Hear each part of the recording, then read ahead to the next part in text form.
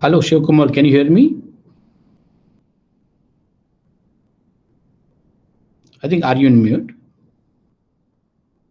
Probably you are in mute, I guess. Yeah. I was on mute. Hello, Naru. Bonara. Yeah, I'm good. So I heard that actually the morning meeting has been prolonged a little bit. So when we gonna start? Yeah. But we can start our session at 2:30. Okay. you don't need to, yeah. So Actually, I was looking to change a little bit of the background. I think I can do it, right? It's not in my control. Okay. Actually, I made a small poster about circular economy because it's my project, and I was told that I can't use a PPT to present. So you it will can't be like a lecture. Huh? you can't use a PPT? I don't know. Like I asked Prasad, he told me that like you don't need to use PPT to give it like a lecture. No. I think otherwise it's really difficult, right? So, yeah, it was difficult for me, but actually like what I was planning is actually I try to actually like convert all the pictures into text itself now. So I'll be giving it like a lecture. So I will try to be as much comprehensive as I can be. Okay. I would like to share a presentation just for test. Can I? Yeah, sure. I guess you can do it actually. That's what I was saying. But you have to open in a different window. There will be an option actually to open it in a different window. This is really. Can you see this? Yeah, I can see your total screen. Okay, you now share the total screen. Instead of the total screen, share only one tab as a window. Yeah. Actually it will be easy for you to even show the PPT and also you can talk. Okay, stop presenting. So which means I can just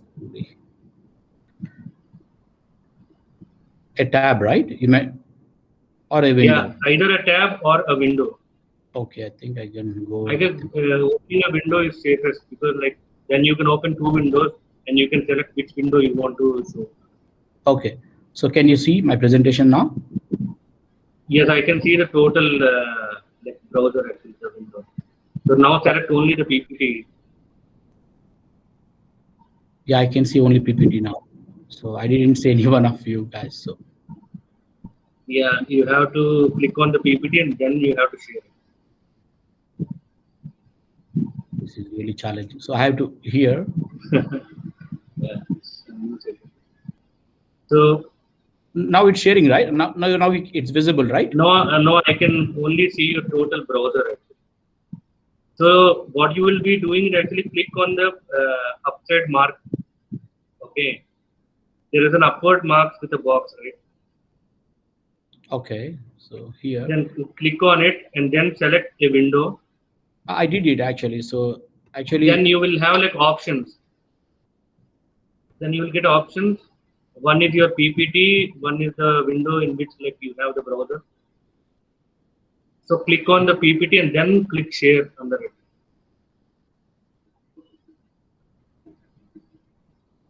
Okay, and then now PPT. Yeah, now we can see the PPT and we can also see you on the chat box. Okay. Yeah, this is perfect. This is. Yeah, we usually use Zoom, so Okay. This is first time for me to present in Google Meet. Yeah, even for me too.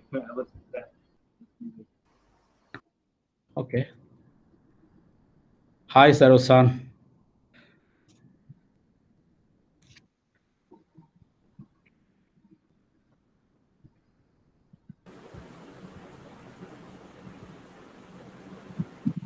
Then I'll go back to mute.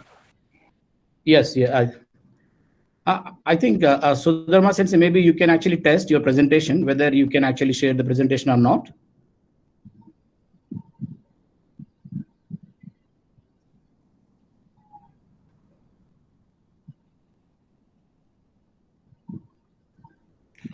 Hello, Sarosan. I think you are in mute.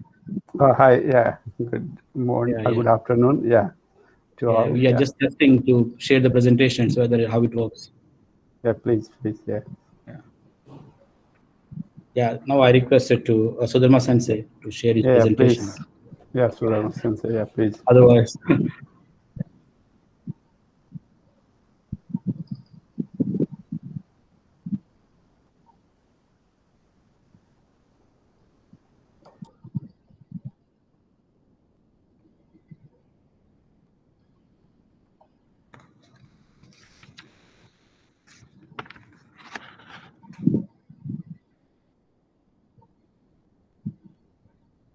I think Sudharma Sensei, you are in mute.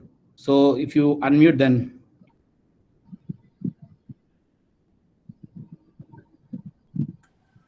Okay. Okay. Thank you, Gita Sensei. yeah, I will try to yeah, check yeah, yeah. the presentation. Yeah. Yes, please. Yes, please. Yes, yes. I think that's better, I guess. Yeah.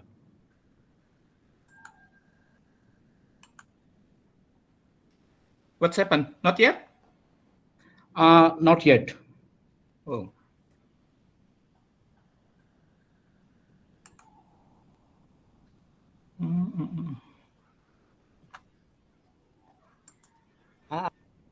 Yeah, you can see a button after raising hand, next to raising hand. Yes, That is yes, present now. I see.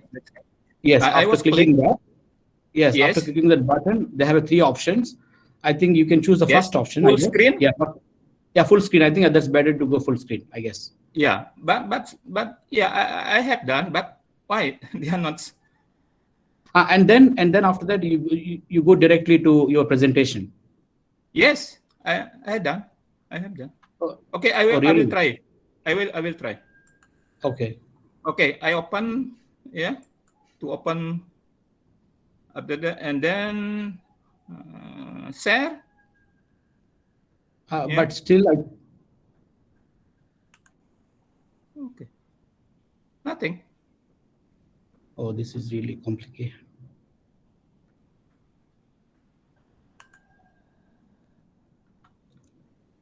There is an option called present now. Yeah. After raising hand. Yes. Once you Beside click of the on. raising hand. That's right. Yes. Yes. Yes. Yes. Yes. I was click that, and then Yeah. presentation And after that. full of the screen. That's right.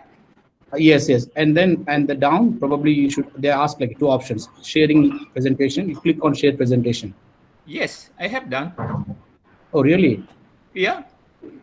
Oh, this is. I have opened my presentation. I click my presentation, but yeah, just in my only my screen, but they are not transferred to the.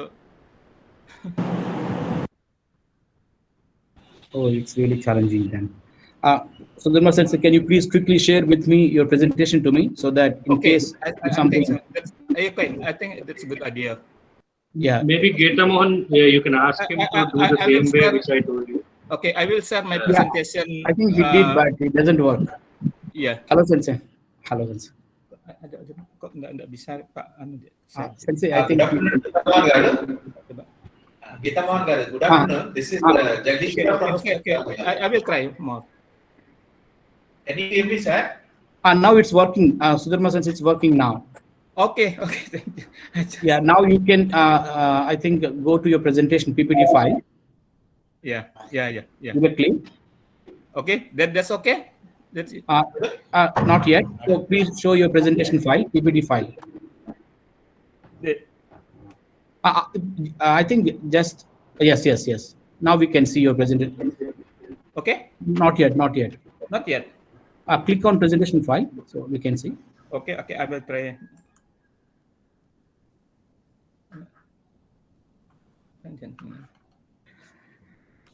Hi, Sensei. Focus, Sensei. Hi, Focus, Sensei. Hi. Now it's yes. We can see your presentation. Yes. Okay. No, I stop myself. Okay. Yes, please. Yes, please. Yeah. I think Focus Sensei is in. Sensei, you are in mute. Let me test my. Yes, please, Sensei. Yeah. There. Yeah. Well.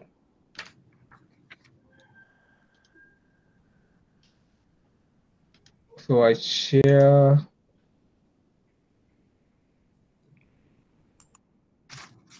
Oh no. I'm not sharing. Now.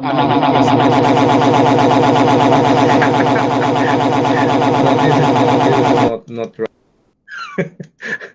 This very. Hello. So about this.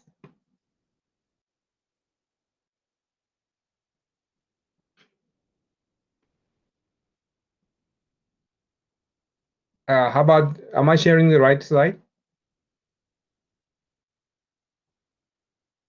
Hello, Saroj. Hi, Sensei. Yeah, it's a post-COVID water management. So this is okay, right? Yeah. So yeah, we could see. Yeah. Okay. All right. Then I wait.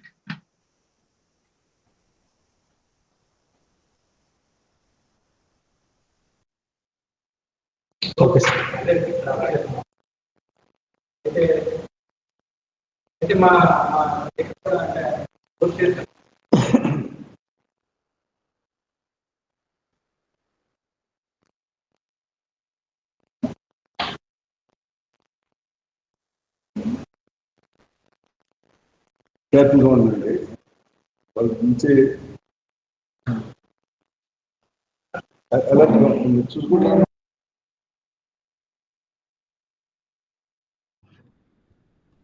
Yeah, I think now is it 6, so we can start our webinar.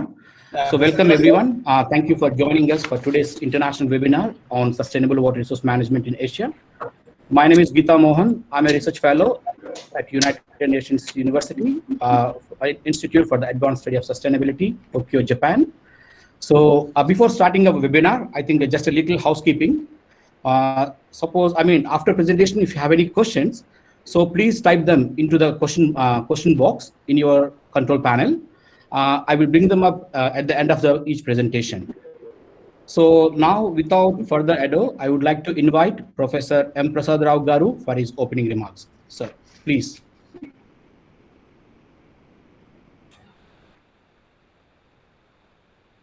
So I think you are in mute, sir. Could you please unmute it? Yes. It's just unmuted. Yeah. Good afternoon, everybody. Am I audible to you all? 1 second. Sir, you are audible, sir. Okay. Distinguished dignitaries, most respected Professor Kensuke Fukushi, Academic Director, UNU, IAS, Tokyo, Japan, Professor P. Jayadishwara Garu, Director, RGUKT, Srikakulam, Dr. Geeta Mohan, UNU, IAS, Tokyo, Japan, Dr. I. Made Sudharma, Udayana University, Indonesia, Sri K. Shivakumar, Research and Development Manager, Upur Solutions, France and India. Dr. Saroj Kumar Chapagai, Research Fellow, UNU, IAS, Tokyo. Colleagues, students, scholars and friends, Greetings to you all.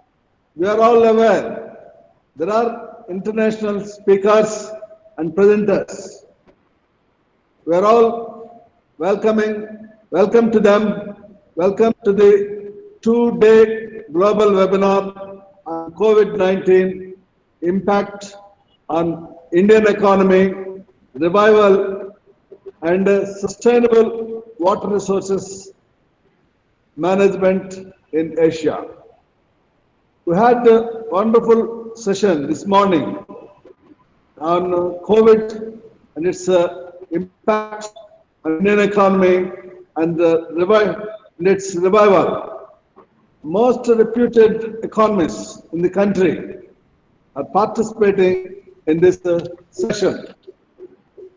Now, it is indeed a great pleasure to welcome you all who are participating, who are the participants are participating from India, Japan, Indonesia, etc. A special thanks to Professor Kensuke Fukuishi, Academic Director, United Nations University, Institute for the Advanced Study of Sustainability, Tokyo, Japan, and the head of the Water Resources Management Unit, and lead of Water Sustainable Development Project for continuous and support for close collaboration among both universities. I also thank the Professor Jagdish Rao, Director of JUKT, Srikakulam, Dr. Geeta Mohan, Dr. I. Made Sudharma, and Mr. Sivakumar, and Dr. Saroj Kumar Chapagai. As we all know, with increased development pressure, and we are bound to have severe challenges of climate change impacts, increasing pollution, augmented pollution, and rapid urbanization pressure. And COVID-19 situation creates higher demands on water supply, and therefore significant measures are essential to tackle and safeguard water resources management by considering water services provision and water governance and water pricing, etc. I firmly believe that today's webinar should also reflect on these aspects of our societal needs that include bringing into the sector those that have previously been marginalized and guaranteeing that the tools created to achieve these goals are put into effect. Water, however limited, can be catalyst for social and economic development. It is a pivotal character to livelihoods and sustainable development. To tackle the current and future challenges for sustainable water resources management, we need to ensure that capacity is built on various fronts, such as collaborations with the multi-stakeholders, includes public and private stakeholders. Let me conclude that our today's deliberations would be another milestone, a crucial contribution to building solutions and supporting decision making in these fundamental aspects of our water resources management. I wish all of you the success in our discussions during the afternoon session and look forward to the outcome of the webinar. I thank you and wish you a successful and productive webinar. Thank you, one all. Thank you very much, Professor Prasad Rao Garu, for your wonderful opening remarks to explain about a brief introduction on sustainable water resource management. And I would like to invite Professor Kensuke Fukushi, Academic Director, UNUIS, and he's also professor at University of Tokyo. Sir, please.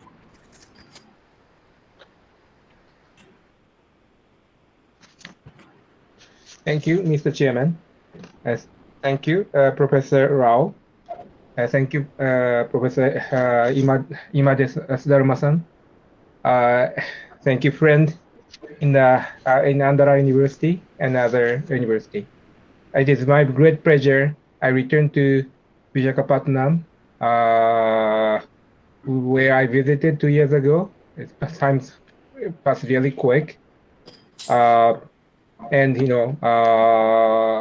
I'd like to congratulate the successful launch of this international webinar on COVID-19 impact on Indian economy and revival and sustainable water resource management in Asia. I want to make a very small talk, less than 10 minutes, on the post-COVID-19 water management in urban area in Anthropocene in order to bridge the first part of your discussion and the current session. I think everybody knows about this. In the past, last 15,000 years, our global average temperature is plus minus 1 degree, almost constant. Because of these characteristics of the global climate, the agriculture works very well, and our current prosperity of the globe is implemented. But as we know, socioeconomic trend of last 100 years has been very tremendously, a big change in the global world population, GDP, foreign direct investment, water use, everything is tremendously increased. It is more than exponential. And in the past, the activity of human being is not really changing the global climate, a global environment. However, we scientists discovered that global environment, including the global temperature, carbon dioxide concentration, acid level in the ocean has been changing quite drastically in order to respond our socioeconomic trend. This era called Anthropocene, the human activity or impact really changing global environment. The water is very important issue. However, water also bring a risk. People may not really know that waterborne disease is sometimes brought through this too much water. We call it flooding or inundation. I brought one of my research, which was actually co-developed with Professor Dharma in Indonesia. The mean precipitation in the city of Medan, which is North Sumatra Island province in Indonesia, has been rapidly increasing. And you can see this picture was taken in February 2016. This is a road, and I was riding on the car in the very heavy rain in the late afternoon, make the flooding on the street. And actually, people, especially children, like to play with this flooded water. However, this water is almost same quality of that wastewater, biologically very dangerous. Future climate, especially heavy precipitation, is responding to the urban inundation flood in the increasing in the future in the entire Indonesia. And this is also same with most of the Asian monsoon region. And by introducing the scientific analytical tool and socio-economical data, we try to calculate what is their health risk in the future caused by this flooding. in the infected people by norovirus. That is one of the pathogenic organisms in the North Sumatra, East Java, and Denpasar, where Dr. Sudharma lives, is going to increase in the 2030 in the future. This moderate is moderate climate change, and this is extreme climate change in response to RCP 4.5 and 8.5. There is no exception that the population infected is going to be increased tremendously in all provinces. And what is economic growth? We could calculate the economic growth by this health effect. The Medan, Denpasar, Surabaya, all places, the economic burden in the future will increase by like 50% or sometimes almost 100%. So in the future, there's a lot of changes, especially if we do not do work properly. If we don't change the drainage infrastructure or environmental infrastructure, the future is going to have a lot more patients, which is going to be converted or calculated economic burden. Under COVID-19, we also emphasize that there are a lot of patients exist in the urban area, and detecting these people number of these people is one of the challenge. PCR is cost $20 to sometimes a few $100 depending on the place, but it's costly. It is almost impossible to test all people, all citizens of PCR. One phenomena that we observed is COVID-19, this coronavirus could be detected in the feces and finally in the wastewater drainage system. So if we need to wait the report from the hospital, we can see this kind of the propagation curve. However, from the wastewater, we do not need to wait. It could come immediately, and the information comes much earlier than that report from the hospital. In the chaotic situation, the report from the hospital will be delayed, and people will not visit hospital immediately. And there's a time of the examination of the samples, so it will take time. Any country, even Japan, it takes time. So if we detect the COVID-19 caused virus, norovirus from the wastewater, we know this infection patient increase or hidden patient increase a couple weeks before we have a report from the hospital.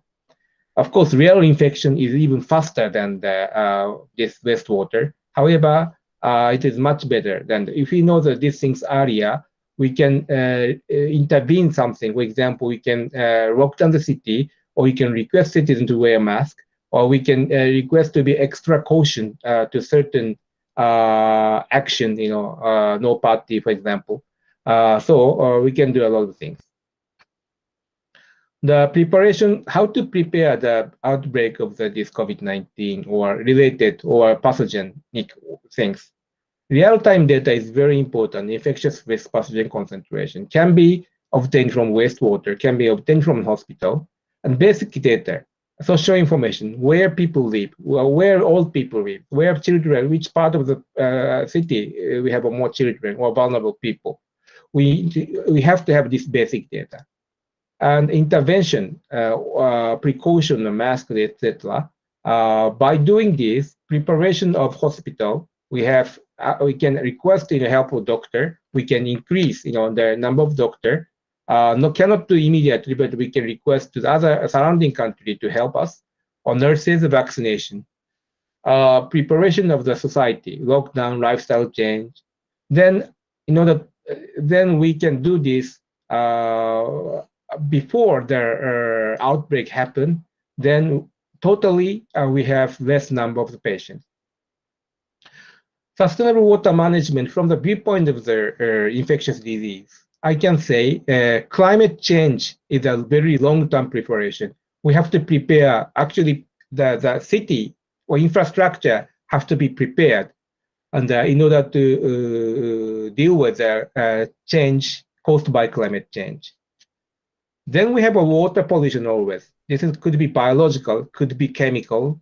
Then that is closely related to the economical development. That we can do, it takes time, but by installing the wastewater treatment plant or minimization of the pollutant discharge. And third one, we need to have a real-time data acquisition by showing some, for example, if we have a detection system for wastewater, it does not cost so much, much less cost than the hospital examination. Then we can immediately know what kind of disease and when and what will be in the future. So by showing this, having these three, to prepare these 3 term, long-term, mid-term, and real-time, we can make a sustainable water management from the viewpoint of the infectious disease. Thank you very much. Thank you very much, Fukushi Sensei, for your in-depth insights on the impact of future climate to link with infection risk by norovirus, and they also explained very precisely and how much economic burden facing by the Indonesian cities. It was really excellent. Yeah, thank you very much, Fukushi Sensei. So now we are going to move to the next session. So before moving to the next session, so I would like to request all the participants to turn on their videos so that we can take a picture.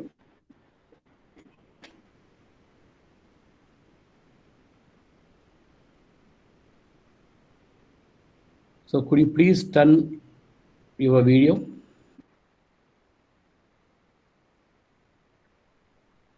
Yeah, somehow it's really okay. So Dharma Sensei, probably you. Sorry. Video, please. Yeah. So 3, 2, 1.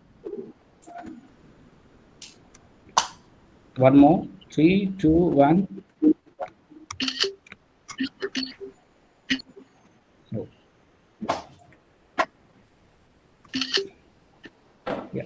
yeah. Thank you very much.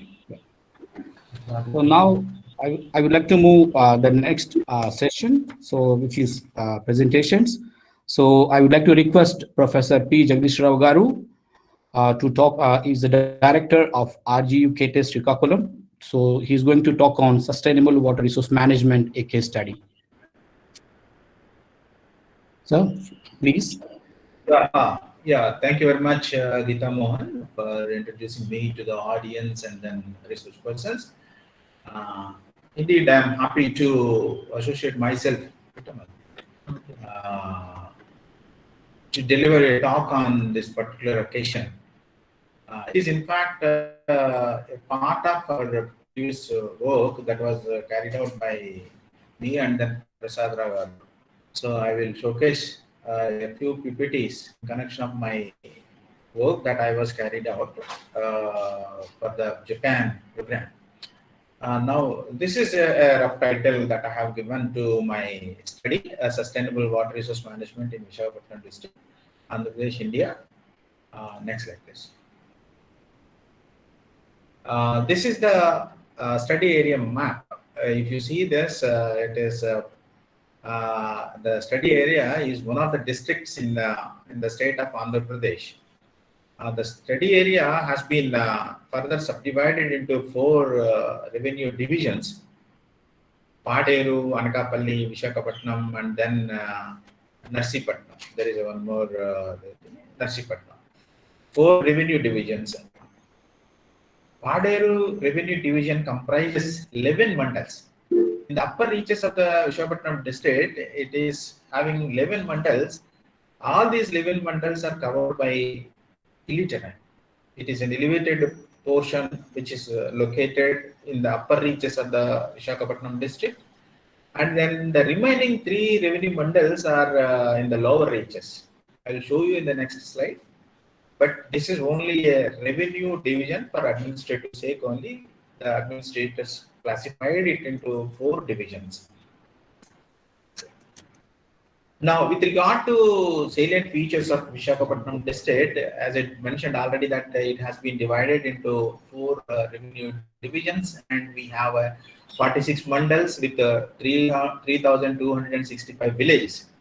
The area it covers roughly 11,161 kilometers square, and then forest cover. The beauty of this district is we have a 40% area is under forest. That is 4,411 square kilometer area is under forest. So a good climatic conditions are provided, a good rainfall is precipitating in this particular area, and then the area is also popular for tourism. The area is also popular for industries.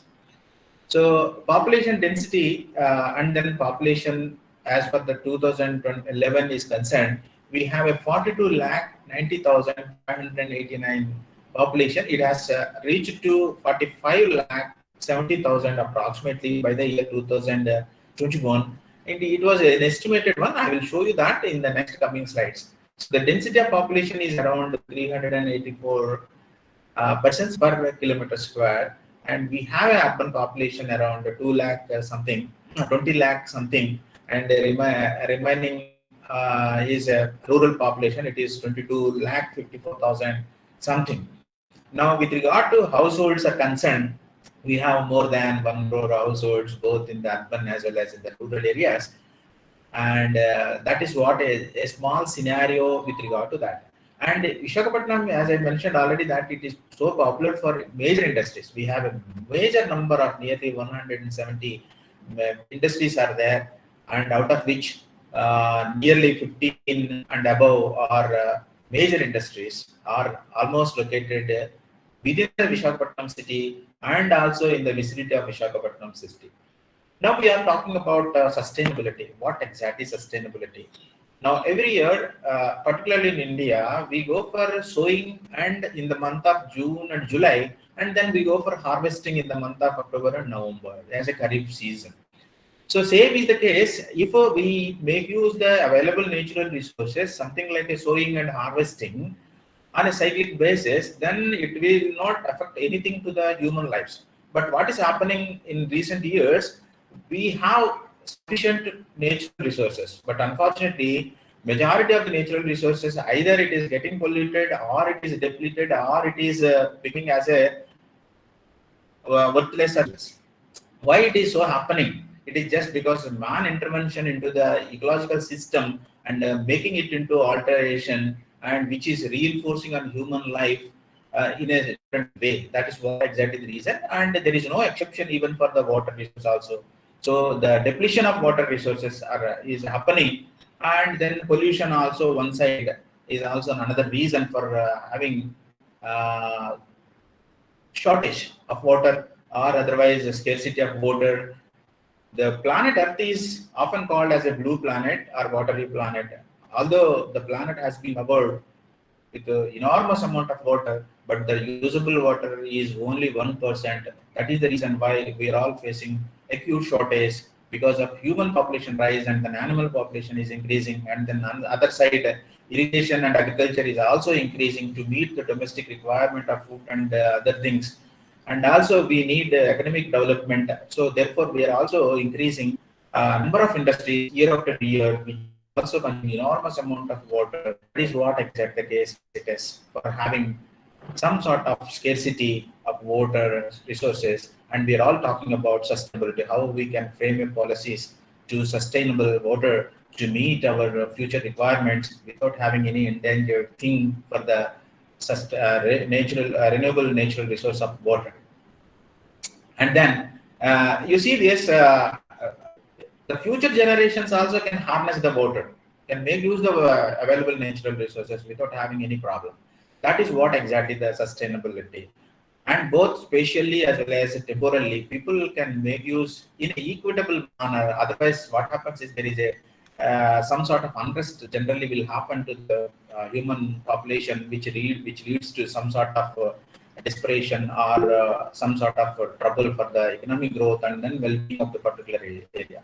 Now, coming to the UNESCO has given a very good definition that it is recognized that water problem can't be solved in a short span of time, although we have a technical solutions, but because other issues are also to be taken into consideration, which includes cultural, educational, and scientific aspects. That is more important. I have seen so many areas in India and other parts of our other parts of the world, and there are certain beliefs, particularly with regard to water is concerned. I have seen particularly in Japan, there is a different kind of beliefs, particularly at China also have seen in a different kind of beliefs as far as water is concerned. Now coming to this drainage and water scenario, water scarcity, although the city, the district has more than 11,000 square kilometer area, and upper area, the Paderu area, revenue division is totally covered by hilly area. But that particular area is receiving enormous amount of water because of the virtue of its hard rock nature and then hilly terrain, slopey terrain. Majority rainfall is draining out to the plains. So therefore, we have only a major amount of drainage density and then stream frequency, which reflecting the subsurface conditions and then meteorological conditions and other parameters. But the people who are living in the particular area are facing acute shortage of water.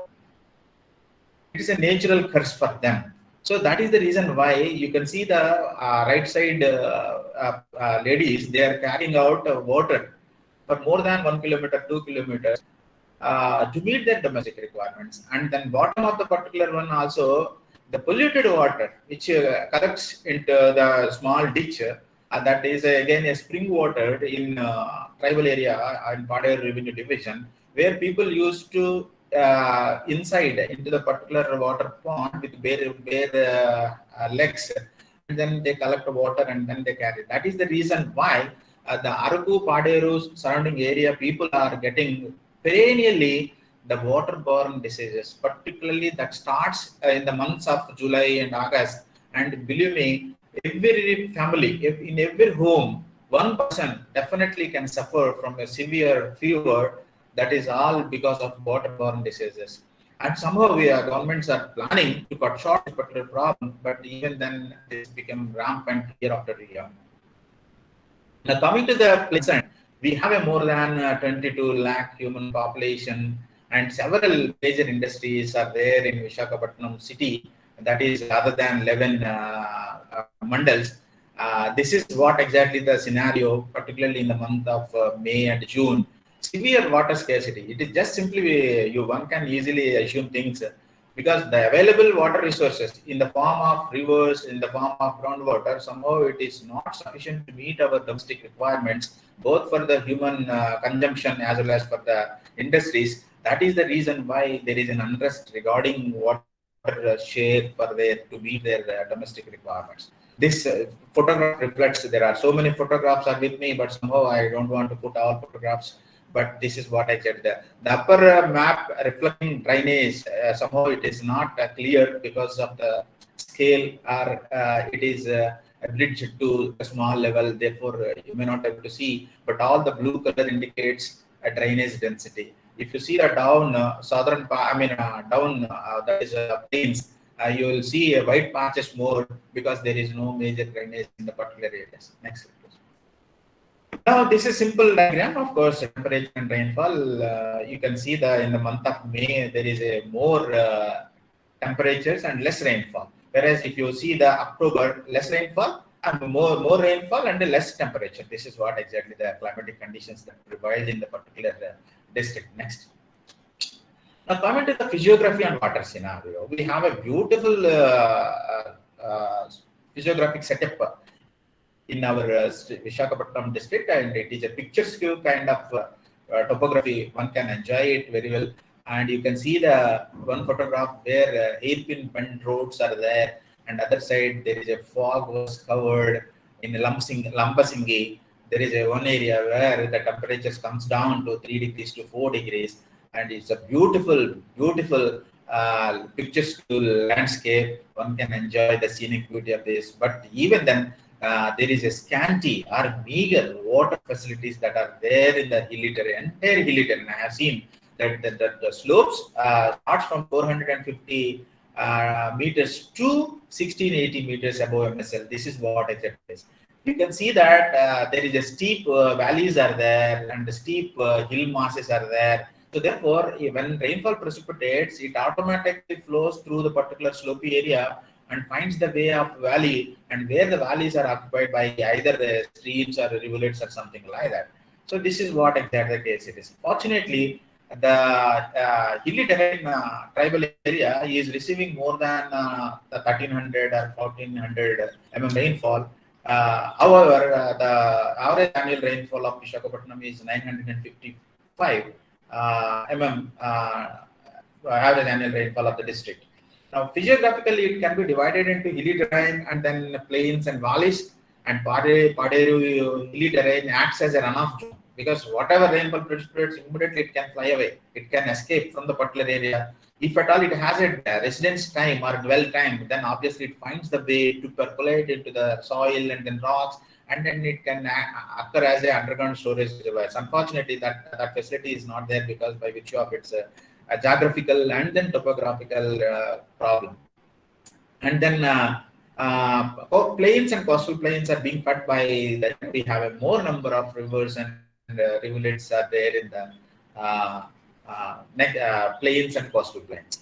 Now you see this particular again drainage map, and then we have a 4 number of rivers. In fact, all these rivers are draining from the foothills of Araku hilly terrain and then upper reaches, that's part of the revenue division area where it has been covered by major hill ranges, and then from the foothill areas of the particular Paderu hilly terrain, and we have a 4 number of rivers. The 2 rivers are inter-district river basins, and then the upper Paderu area, tribal area, entire drainage is part of the Godavari river catchment. So it is called as a Sabari river. So we have 2 rivers totally, and we have 2 inter-district rivers also. Gostani and Tandava are the inter-district rivers. Rest of other 2. All these rivers are non-perennial. It's not perennial rivers. It's a non-perennial ephemeral rivers. And then we have a more number of rivulets are there in Visakhapatnam district, and particularly in the plains of Visakhapatnam. Now this is what exactly the case. Luckily, we have that map shows you the water scenario or rivers, spatially spread rivers in the particular Visakhapatnam district, and then this is one river that is Sarda River during the month of July and then August. So when it is, by the time it received almost bit amount of water, but not such amount of water to meet either for our domestic or for industrial needs. That's the very lacuna that we have here in Visakhapatnam district. Coming to the down photograph shows you that we have a beautiful terraced, that means waterfalls and rapids. We have a waterfalls and rapids, more such type of natural beauty kind of waterfalls are there in the hilly terrain like in Araku and Paderu area. And that is a part of river systems that are flowing in the plains and then coastal plains. And coming to the left side of the particular photograph, they're depicting that polluted domestic waste and industrial waste are flowing through the nalas or rivulets or gettas. We used popularly call that as a gettas. So all these are unlined sewage drain, become as an unlined sewage drain because of urbanization and industrialization.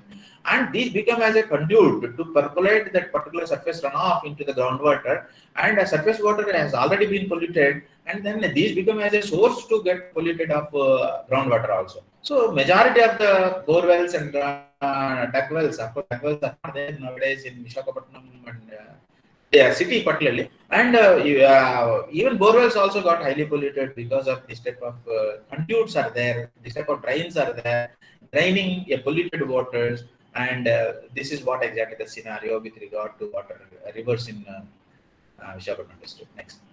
Now we have a more number of irrigation projects, of course. The government is also taking all necessary measures to meet our water requirements by the year 2050, by the year 2030. They have their own plans, but unfortunately, this water scenario is not sufficient to meet our requirements. Now we have 2 major irrigation projects and 15 medium and then 5 Of course, this number is also not accurate, but there are so many minor irrigation projects and other types of community well constructions were also there in the particular district.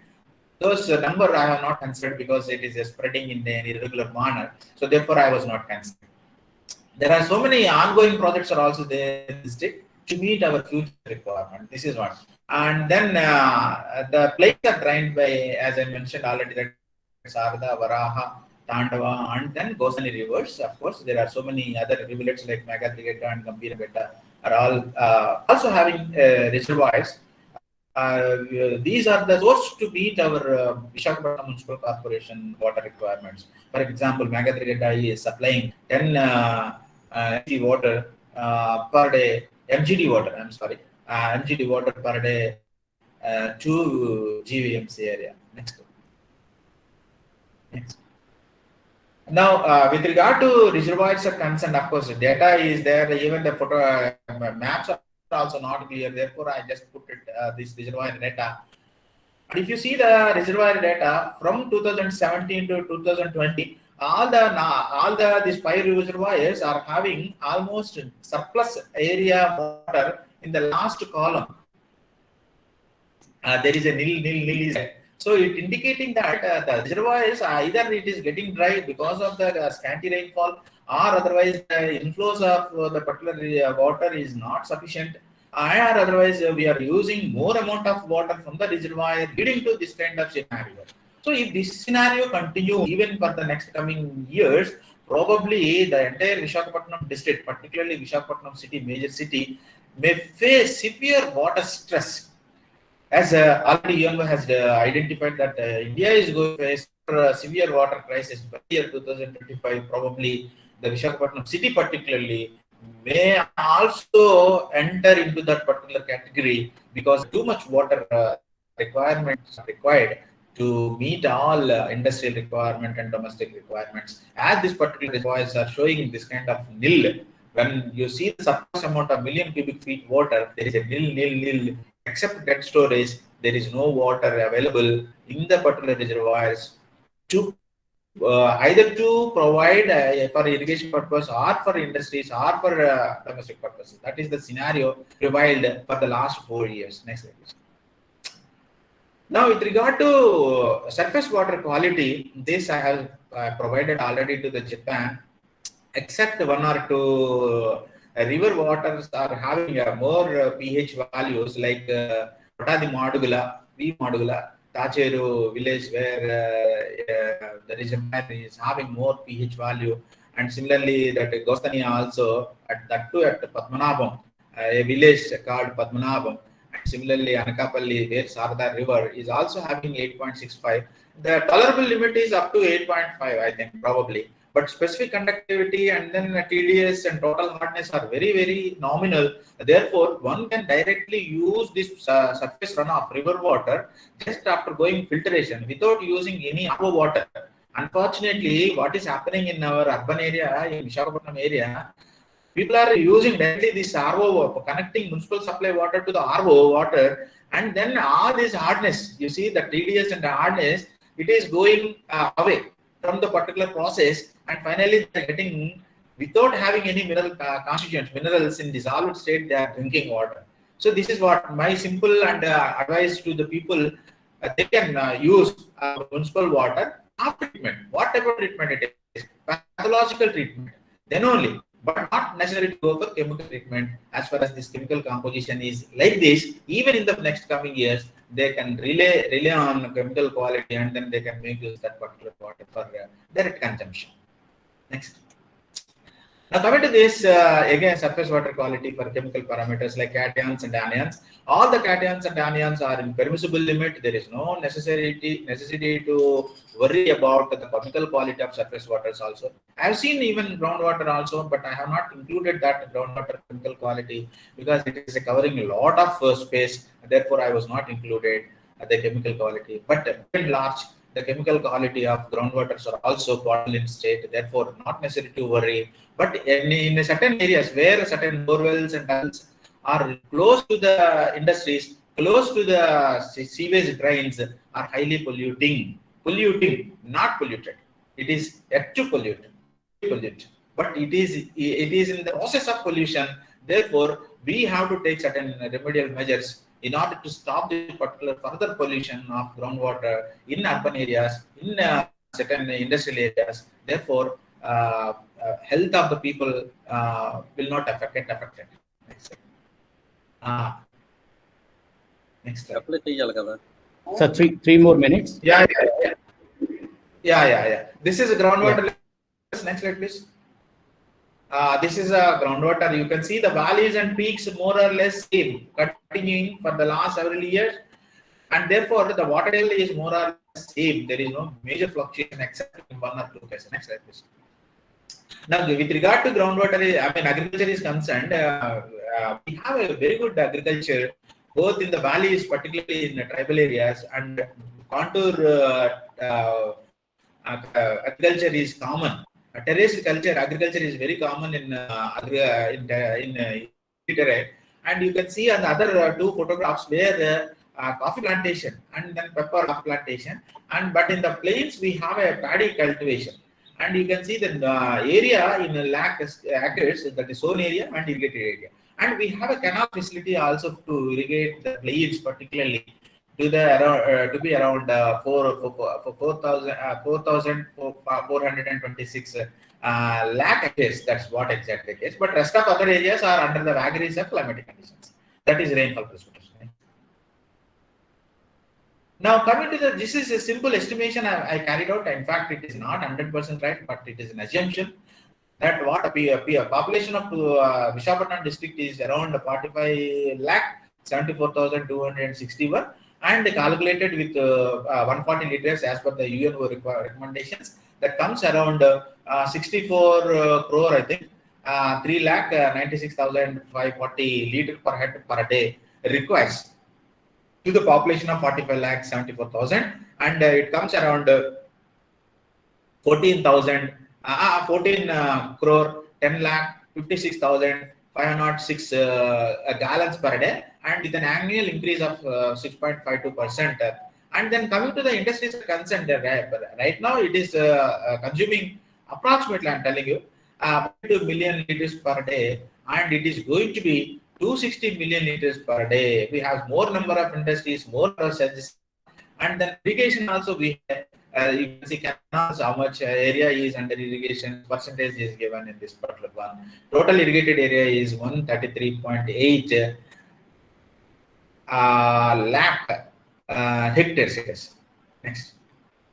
Now, I was carried out a study wherein how to improve the groundwater levels, particularly in urban areas like Visakhapatnam, GVMC, by construction of by identifying suitable sites for construction of check dams and for percolation ponds. Particularly, it's a reversal conditions of watering into the earth, and then contour trenches. Contour trenches are the best suitable places for one particular contour in the foothill areas where enormous amount of rainfall precipitates on the hilly area that flows as a runoff and finally enters into the municipal sewage and finally enters into the sea. That should not happen. So if we can divert that particular water into the trenches, probably it can augment water table to meet our future requirements, particularly in the summer period. What are the areas that are suitable even for that also I have given in that particular table. Next slide, please.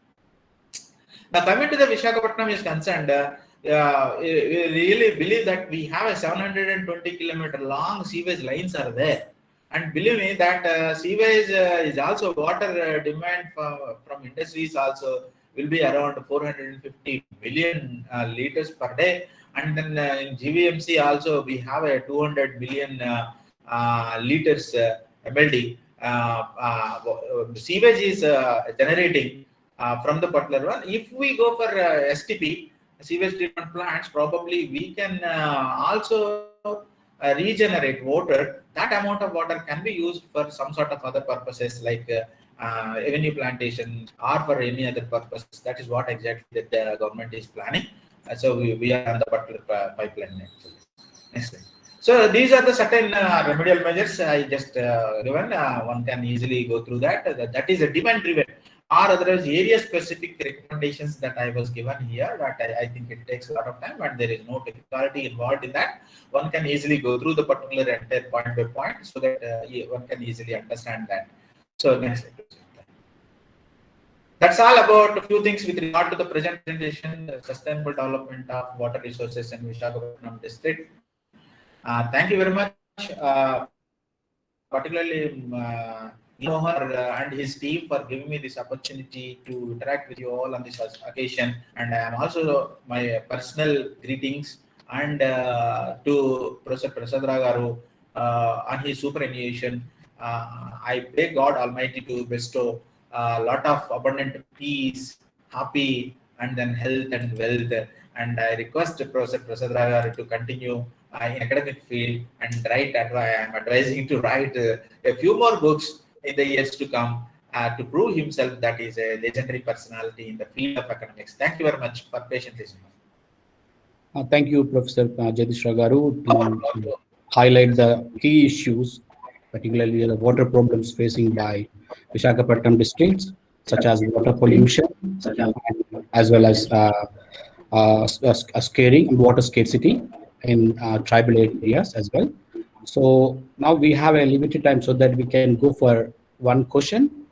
If participants have any question, maybe we can go for one question.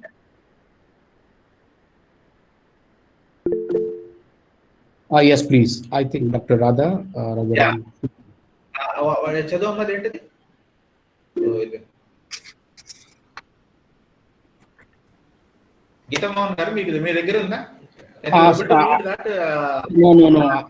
didn't have that facility. So.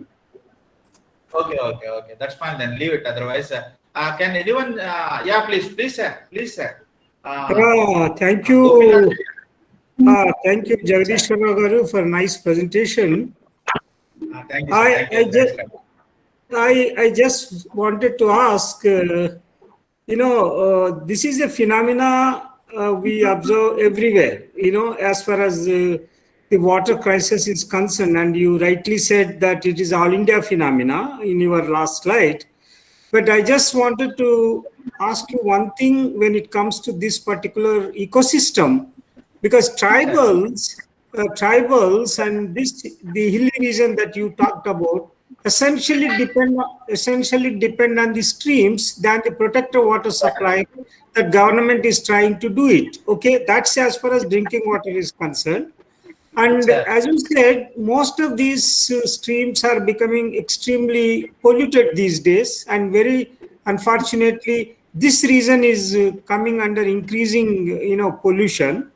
So it has a tremendous amount of health impact of this region. But what I wanted to get from you is that, like for example, there are cultural constraints in this region for these people to make use of drinking water because they essentially depend on the streams which are extremely polluted. Okay, if government is trying to give them protected water, somehow they are not still used to this concept of protected water. So now the point is, of course, it is little bit off from your broader presentation of drainage and things like that. But I'm essentially concerned about the tribals who are very vulnerable, and how are you going to protect them, because there is a lot of malaria occurs every time the rainy season starts because of various reasons. What are your concrete suggestions when it comes to protecting these poor tribal masses in terms of the protected water supply? Can we come out? Can we have anything to what you call the cultural constraints that they face usually? Is it that things are changing? Thank you. Sir, thank you very much for your nice question. In fact, elaborative question it is. Sir, I have shown you UNESCO definition of sustainability, where cultural and educational, the two words they included. In fact, we will not deal that particular kind of wording when we deal the particular sustainability of any natural resources. But cultural is also there. And then I have also given my recommendation, some kind of last slide where I put culture also I have included in the particular one. Sir, you rightly asked the question that the tribes they are drawing are using polluted waters because of their ignorance, number one. Because most of the people they are using spring water by making a small pond at a particular suitable area, and whatever water it collects in the particular pond, they are going with bare legs, and then they are collecting that. And the same pond is also catering the needs of to the animals also, and it is becoming as a breeding ground also. Number one, and then obviously there is a pollutant. So see, sir, with regard to pollutants are concerned, we have a non-point source pollution and non-point source pollution also. So there are so many pollutants may transfer to the particular water surface water body where water is getting accumulated, and these in turn the people are tribal people are drinking. Number one, and there are certain areas where the groundwater is also highly enriched with carbonates, bicarbonates, and then hardness also. I have seen personally. And once they collect that particular water in their bucket and all other utensils, within no time it is turning into white color. Why it is white color? Because we also seen that there are so lot of scales are there for particular utensil. This is another parameter. And then they have a strong belief that they don't want to use stored water for their drinking purposes and their domestic purpose. It is their strong belief, age-old practice. And then don't drink even duck well water also. I don't know why it is. Because they personally believe that it is a stagnant, stale water. So that is the reason. And moreover, they are not personally hygiene. And then they eat stale meat food, and so many other parameters are the main reason for getting recurring diseases. I know pretty well that all these particular tribal areas where I conducted 2 projects, both for one for water and another for wasteland projects for afforestation through remote sensing and GIS. Probably my answer may not satisfy your No, question. it's fine. It's fine. You have you know the ground reality. It is fine. Absolutely fine. No problem. I know that, sir. I know that, sir. I know. Thank you, sir. Thank you very much. I think due to time limit, maybe we can move to the next presentation. And if you have any another questions, maybe please feel free to contact him directly, Mr. Jadishra Garu. Yeah, thank you very much. So, yeah, so next presentation is mine, so I can just share my presentation.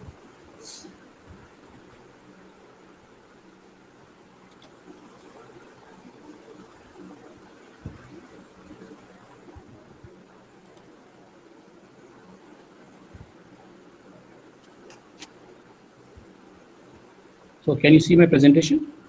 Yes, yes. Thank you very much.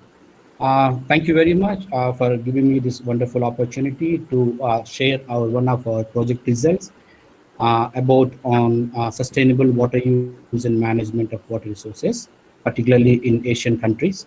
I think before starting my presentation, so I would like to, talk about this picture. So this picture looks like me to represent a society. So these days, everyone is talking about sustainable development. So sustainable development means like people must have must have and fulfill the 3 components such as economy, environment, and social well-being. If you look at this picture, so the left-hand side, the one rock which has like a society, and balancing these parameters like these drivers, economy, environment, and society and institutions. So if one rock can be actually down, it may imbalance, which means as a researcher, as a government policy maker, we must actually look at how to balance, make it like a sustainable society without compromising our natural resources and economy. So based on this background, so I would like to more emphasize what exactly is sustainable development. I think most of you already know. I think there are so many experts in this session. So when we talk about sustainable development, we must actually look at 3 components. One is environment, economy, and human well-being. So if you actually particularly look at one component, so it may destroy your society as well as your environment, your economy. So particularly this session, so we would like to link with water aspect. So what we want to look at is how this water will help the society to minimize, environmental pollution and make like a good life for the human well-being. So from this aspect, so we try to analyze these three components together as a nexus in our project. So before starting about I think our project, I would like to show like the demand and supply water gap. So nowadays, we all know that there is a lot of gap between demand and supply, particularly water resources. So if you look at this figure represents like as a whole of a world, and look at these the sources of water, existing water sources on the right hand side, the groundwater and surface water. So you can see like 4,200 billion cubic meter as a whole in the world. That is existing water resources as predicted by 2030 Water Resources Group by IFPRI. So with regarding this, but the current existing withdrawals is 4,500, the right hand side, which means if you look at the comparison between 4,200 and 4,500, still there is a, I think, huge gap, 300 million cubic meter gap, which means I think for raising economy and they are actually trying to, extract a lot of water from the groundwater as well as the surface water. So if this has happened for even year by year, so it will actually destroy your society. So which means you must have a very good interventions to balance your water supply and demand and try to make a very good sustainable society. So this, I think this figure represents quite good, because they also did for the projections for the future. And the current situation, I think the world needs like a 4,500 billion cubic meter water. But when it goes to the 2030, I think it increased like a 2%, which is quite high, which means they require almost like a 2,000, which is impossible under the current climatic conditions. So based on this, what we did actually, our project is trying to look at first. So each nation, they have their water resources, but sometimes they may not have like a, some kind of a water budgeting, whether how much water is required for agriculture, how much water is required for the industries, and how much water is required for other purposes, for instance, household and domestic purposes. So based on this, we can see like not only the worldwide, so particularly this presentation I'm talking about on Asia, so that therefore I would like to show what is the current situation in Asia. So this figure represents like the water consumption from each region in the world. If you look at like China, North America, Africa, Asia, South America, Australia, and Oceania. So the trend shows here is 1900 to 2025. So there are also like some projections made by, Igor. He basically, published this paper and forecasted the values. So which region is consuming more water by 2025. So if you look at this trend, Asian trend, so which is almost like 200 kilo cubic meter, so which is quite high. So of course there are several regions, because we actually consume water for agriculture sector. That is our biggest sector in Asian countries. If you look at like India, even for Thailand, Vietnam, so the most water consumption will goes to the agriculture sector. But however, so we have to, at the same time, these days, for the past, I think, for the past, like the 1990 onwards, so there are several Asian countries actually also trying to increase their manufacturing sectors and as well as the servicing sectors. So even for the manufacturing sectors, they also require a lot of water. So these actually the reasons could be, it shows like a highest increasing trend for particularly Asia. So of course we talk about several issues like why this much gap is happened between water demand and water supply. So as we know, I think the experts earlier is talk about the climate issue is one of the issue, and the urbanization and the farming urbanization. But so if you look at like an entire process, so the water availability, the reason could be the limited resources could be like happen because of the climate change.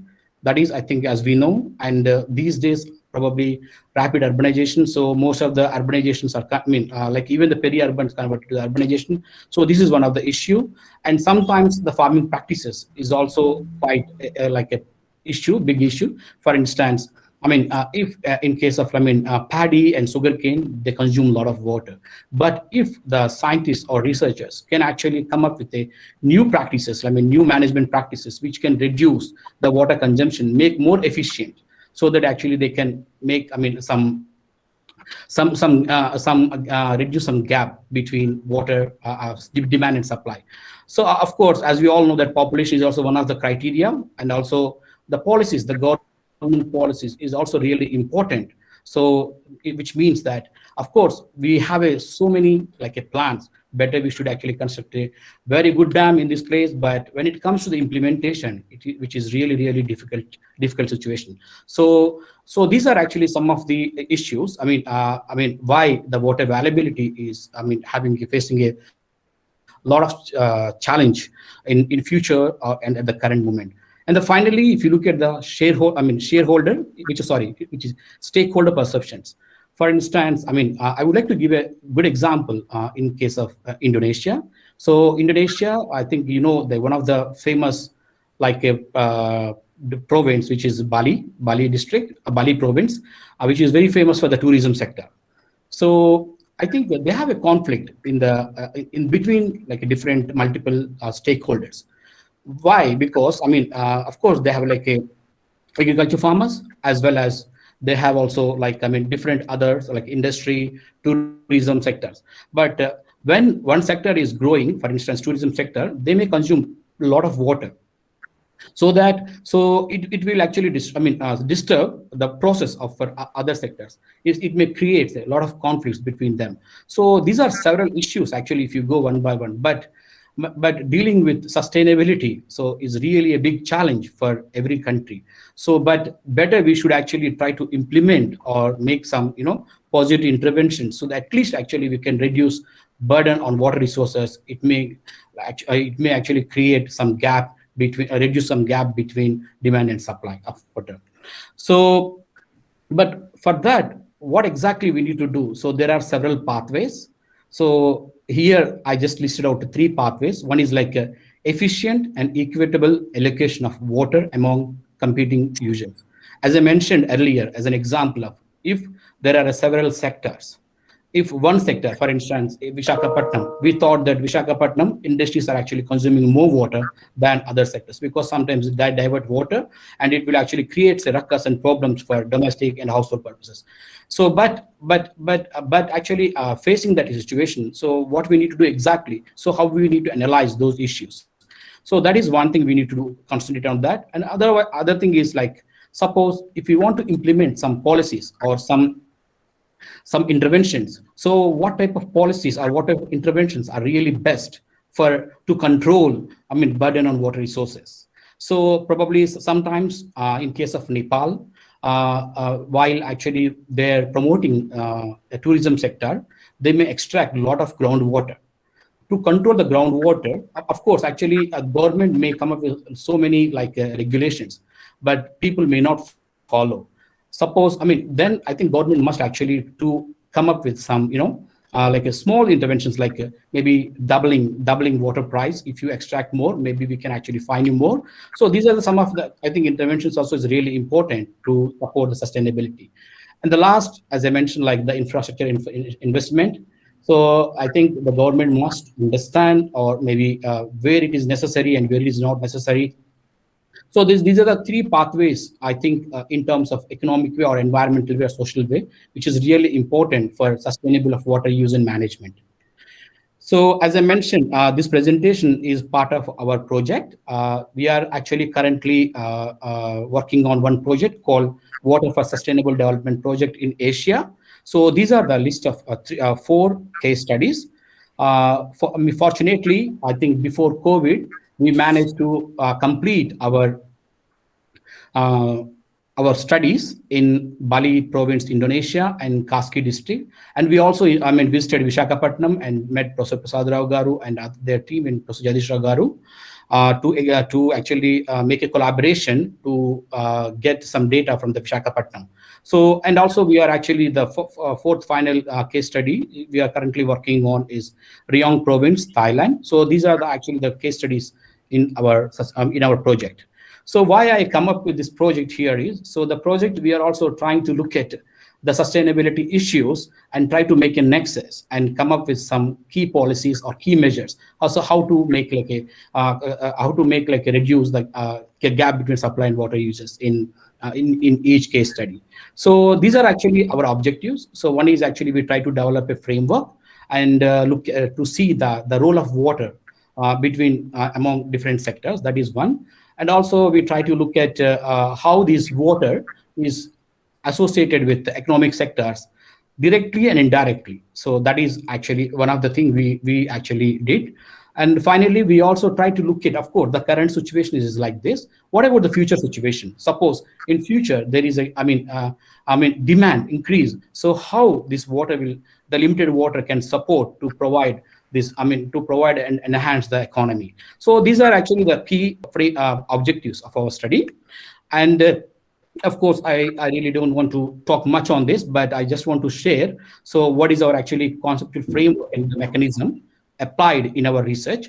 So as I mentioned, so when you talk about the sustainable development, you must, I think, look at these three components. One is economy, environment, and social. So if you look at these three components, so we try to, consider together and come up with like the concrete nexus between these three components. So when it comes to the economy, because our study, we are looking at the macro level. So we try to, adopt input-output analysis. So input-output analysis. When it comes to the environment, we actually look at the water consumption data and the pollution data. And also after getting these results, we try to, put into multi-stakeholders, whether our results are really feasible, acceptable to the society or not. So these are the, the framework we developed. So when I talk to the input-output analysis, probably some of you might aware. So what exactly it is? So basically, when it comes to the economy-wise, so it's basically try to look at the interdependency between different economic sectors or industries. That is, we call a simply definition we call as input-output model. And also, of course, this input-output model will provide you a ripple effect throughout the economy, like so how one sector actually will link with another sector and another sector link with another subsectors. So this is how actually we come up and frame our our mechanism in this project. So this is just a small example, because I talked about ripple effect. So some of you might not aware what is exactly ripple effect. So here we try to, make a figure. If you look at these, like rice and the other livestock, food, beverage, and tobacco industry, fruits and vegetables, restaurant, hotels, and other cereals and tubers. So these are actually the sectors. Of course, there are so many sectors, which is, probably you know that primary sector, which includes like agriculture, and manufacturing sectors, which includes like heavy industries, small scale industries, and the service sectors, which includes like, construction, transportation, and other railways. These are considered the service sector. So for this particular presentation purpose, I just want to show like only for the rice, how it actually affect for different sectors. So if you look at this rice, if you want to, like rice production itself, it consumes directly like 2,140 cubic million. Of course, this is an example of Bali I'm talking about. And so, this blue color indicates, so direct water consumption by each sector. But please think about, so we all know that actually how much direct water consumption will taken by each sector. But we have to think about it. So how much each sector can consume indirectly. For instance, you have an industry, food, beverage, and tobacco industry. So for making, making some food items or beverage items or tobacco items, you need as an input from other sectors. So that other sectors input, when it taken by this particular food and beverage tobacco sector, which we consider as a indirect indirect water flow, which means on the other hand, we call it as like a virtual water. So probably virtual water means indirect. So if you look at the rise to restaurants, so restaurants itself actually consumes only 6.7 million cubic meter, but indirectly they consume like 286.58. So which means to run a restaurant, they require a lot of inputs, a lot of support from other sectors. So the why I'm showing this, so this is really important because when we talk about the water consumption, we better not to talk about only the direct flow. We must also look at the indirect, so that the government actually, or maybe the government, even the industries, they can actually look at it. So how much indirect water consumption is consuming each sector, each sector or not. So here, I just want to share that one simple example. So here it is about only like, for instance, so the current situation of Bali, here, 78,325 billion rupiah, if I convert it into billion rupiah. And also, so this particular figure is trying to say, suppose if the food beverages wants to increase their demand to meet the population demand for future, like 2020 or 2030. So how much like water is required additionally, and how much like inputs required from the other sectors. So please, think about it, because the water resources are limited and actually they are stagnant. For instance, if you think about, like, for instance, this, in case of Bali, so that the yearly water availability could be like 6 billion to 7 billion. But you are actually demand is, you have to increase your food demand, food beverages, like for instance 20%. So then how much water is required additionally? But you have a limited water resources, but you have a limited water resources, but still you have to increase your production. So in that case, it's really challenging for the industries, even for the government, to meet even the population demand, to fulfill their food. So in the particular case, what we need to do is, so we need to think about how to make more efficient use of water in case of each like a sector. In case of manufacturing, I think these days people are trying to, the manufacturings are trying to adopt the treatments, like efficient treatments, so that they can actually reduce water consumption. That is one thing. And also, like several industries, actually they're trying to independently create their own ponds. For example, Visakhapatnam steel plant, I think they have their own independent, small kind of a ponds. Or so these are some of the interventions we can say. But at the same time, by having the demand for future, I think we need to think about it. Even for the selection of the sector wise. For instance, some sectors may not be, actually provide, enough economy, but it consumes a lot of water. So in that case, government must think about it. So how we can actually reduce those sectors, so that actually they can minimize their water usage. So these are some of the actually outcomes you can come up with while actually trying to utilize the input-output table or analysis.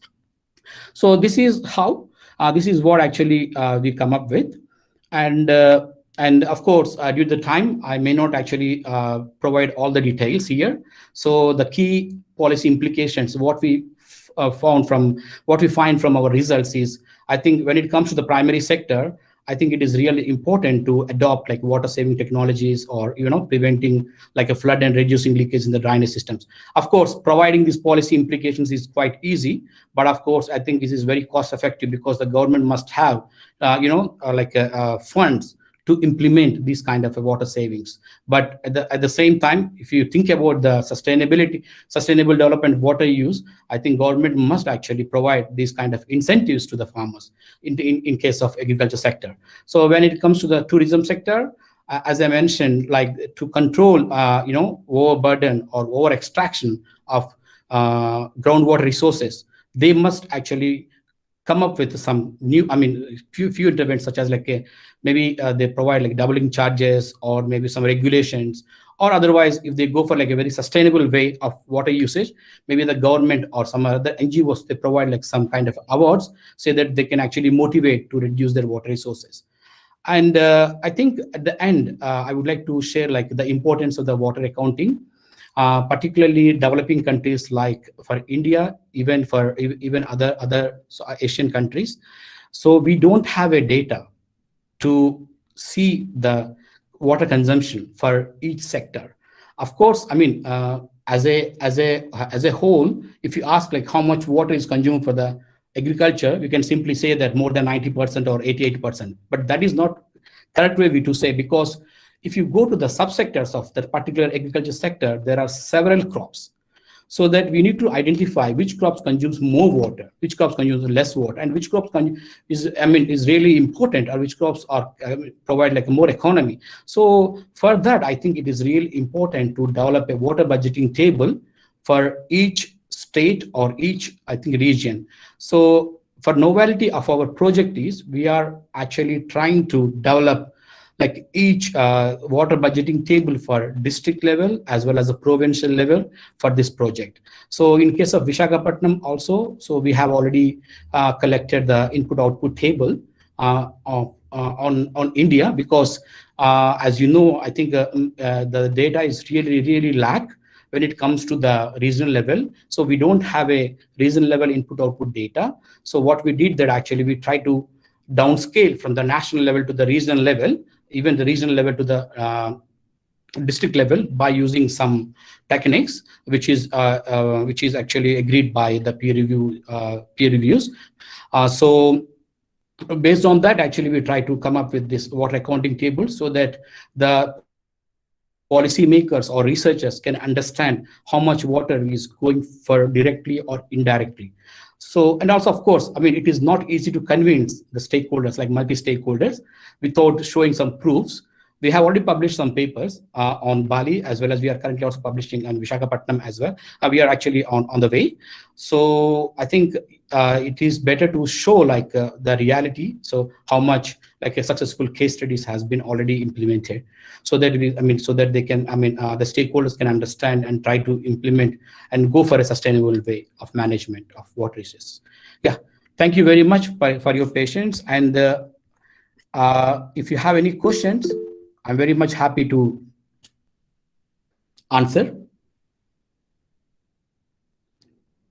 Yes, please. Yes, Gita Mohan, can I ask a question? Please, sir. Dr. Gita Mohan, it's a wonderful presentation.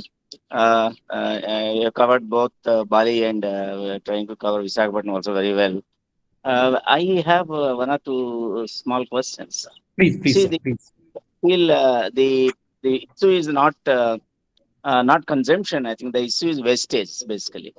So a lot of water gets wasted because of ignorance, because of lack of regulation, because of lack of control, and or it is available very freely. People think that it is a free good. It is very expensive good, in fact. For every hectare of land, if you want to provide irrigation water, it costs around, at the present cost, it almost costs 10 lakhs per hectare now, whether it is Bakra or Nagan. So people feel that water is you're getting it free. So similarly, I have read a report on Delhi Jal Board, consumption of the water, drinking water, where we live. I was looking into the numbers. They're realizing, MN Murthy also worked on this. They're taxing 12% of the total cost, which is, they call it MC, the marginal cost principle. They follow basically marginal cost principle, and that's marginal cost principle. I think they had up to 10 years back, and they're able to. Delhi Jal Board has been able to collect a good amount of money to run their STPs, to run their water treatment plants, and that has reduced the water wastage. And the same principle was implemented in Manila, Jamshedpur, and other countries, other cities also very successful, in Kerala also. So a little bit of pricing will certainly reduce the wastage. You should give an impression to the people, that the water users, that it is not at all free, you have to pay for it. Just Exactly. like that will solve that. Yeah. Hello. I totally agree with you, sir, because actually recently I have also presented one presentation on valuing of water. So in that case, what I did that actually we definitely, because people think that water is free good, but if you try to make some value for the water, I think people may understand and try to reduce the water usage. For instance, I just give an example of Japan. Suppose Japan, they make like, if you use, here in Japan is how much water you use, you have to pay accordingly. Yeah. So if you try to implement that kind of a system in our society, it could be better, but at the same time, we have to think about our society, because people may accept. So these are the issues we have to. So that is why actually one of our conclusion is convincing multiple stakeholders is not an easy way. Yeah, so that Geeta is Mohan. Hello, Geeta yeah, Mohan. yes, sir. Yeah, yes, please. Yeah, I'm Chakravarti from Hyderabad. Yeah. I Yes, sir. visited Bali and Thailand, some of Yeah. other countries where you could Yeah. find the traditional systems of harvesting, rainwater harvesting. In Exactly. Yeah, yeah. Thailand, I visited royal projects in some areas where the people cannot drink the groundwater because of the chemicals, presence of Yeah. chemicals in. So they used to collect rainwater and store that water in big bins, water bins, storage bins, and they use it for the entire year. Because that type of traditional water harvesting methods, that is, again in West Bengal, in Rajasthan, in India, even in Tamil Nadu, they have their own traditional systems of water resource management. Mhm. In West Bengal, for example, every house in villages, they have their own pond, water pond. They cultivate some fisheries, okay, and also that becomes a water for the Mhm. animals and other purposes, not for the Mhm. drinking at least. So that type of systems should be, I think, documented, and that Yeah. should be renovated, and that Mhm. should be given good funding and protected. That is, Yeah. and in Rajasthan, and rain comes, people sometimes they don't get rains for 1 or 2 years, 3 years. Yeah. What they do, they collect the rainwater and store it in the ground storage, and with some herbal treatment. So they use it for drinking purpose in Rajasthan, the Yeah. desert areas, Yeah. Jaisalmer, Badmer, that areas I visited. So I agree that in the context of water scarcity and the widening gap between demand and supply, you explained by 2030 the gap will be around 30%, 40%. You told. Then Yeah. how Yeah. do you minimize? How do you bridge that gap unless you cultivate this type of conservation methods and saving and stopping the pollution of water? See, for example, religious factor, cultural factor in India. See the plight of Ganges. Mhm. Ganges has become a pollute, but we feel for the religious reasons that is a pure water we drink. For sanctity, I'm telling. But this is not fit for drinking. Many scientists say, don't drink that Ganges water. But Yeah. why the Ganges water is getting polluted? Because they just throw away the animals, throw away the dead bodies, throw away all the other things in the name of religion and ceremonies. Religion. Yeah. That's how do you educate the people? How do you bring a law into the system so that that type of water? This is a perennial river in India, Ganges, Yeah. and it is a holy river for Indians. So that type of river water is not fit for drinking. Yeah. Exactly. That Yeah. is the plight of the situation in India and other countries. So it is very dangerous in future. That's one Yeah. aspect. The other aspect is that how do you educate the farmers to go for the short duration varieties, Mhm. bringing into some agriculture technology, short duration, where you can consume less water, short duration, and again Yeah. certain crops which require only less amount of water. Exactly. Yeah. That type of crops can be identified, and again changes in the food habits. Changes in the food habits. How do you stop or reduce the consumption of certain foods which require a lot of water? Exactly. Mhm. Certain foods no require less water. Yeah. So these Yeah. are all things that could be considered to reduce the gap between demand and supply. So it's a good Exactly. presentation. Good Yeah. presentation. Thank you, I sir. think the Visakhapatnam also I visited Paderu and other areas where the streamlets are also getting polluted. You Yes. have Yes. Yes. highlighted. But Yeah. how do you storage structures can be built across the streams and rivulets by encouraging the micro watershed projects and other things. So that could Mhm. be a great help for the people living in the hill areas. I think it's a Exactly. nice presentation. It's a very enlightening. Congratulations. Thank you very much. Thank you very much, sir. Thank you very much for your Yeah, valuable comments and suggestions. Yes. yeah, yeah. Actually, I also try to actually analyze about the SWAG systems in Bali, but my colleague actually, he's an expert, Ayvada Sudharma, so he will be actually make more examples and try to explain those things. So, Yeah, yeah, so yeah. I think due to the time, probably, yeah. So I would like to pass on to my next presenter. So if you have any questions, please feel free to, send me those questions. I'm very much happy to respond. Yeah, yeah, So yeah. yeah. So now I would like to move on for the next presentation, uh, making by Dr. I. Made Sudharma, Udayana University, Indonesia. So he is going to talk on management of the Ayung watershed towards sustainable water supply in Bali, Indonesia. Please, Sudharma Sensei. Yeah, floor is on yours.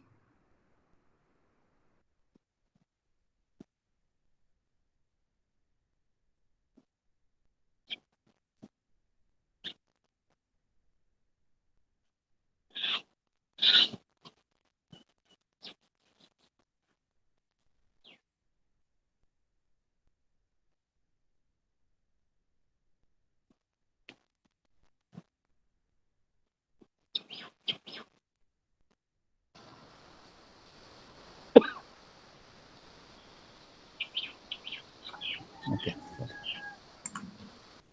Okay. Sudharma Sensei, can you manage? Is it? Okay. Okay. Thank you. Yeah. Thank you. Thank you, Dr. Geta. Yeah, we have technical problem. So Okay. sorry for that. Yeah. Okay. Yeah, please Thank go ahead. you, Dr. Geta, for time. I would like to presentation about the another sides from the water condition in Bali. Firstly, I would like say special thank you, for the Andhra University to invite me for involving in this seminar. Thank you very much.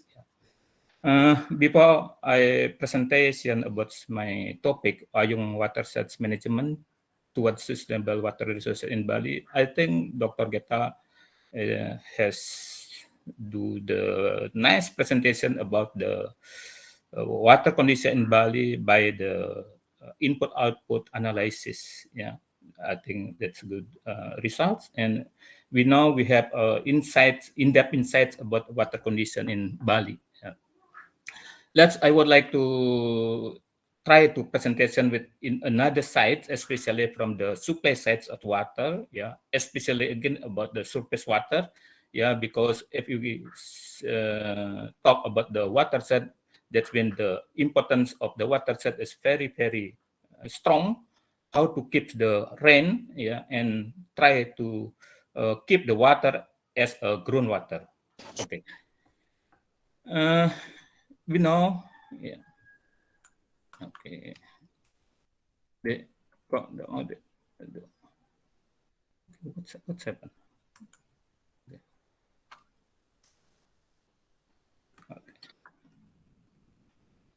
Okay.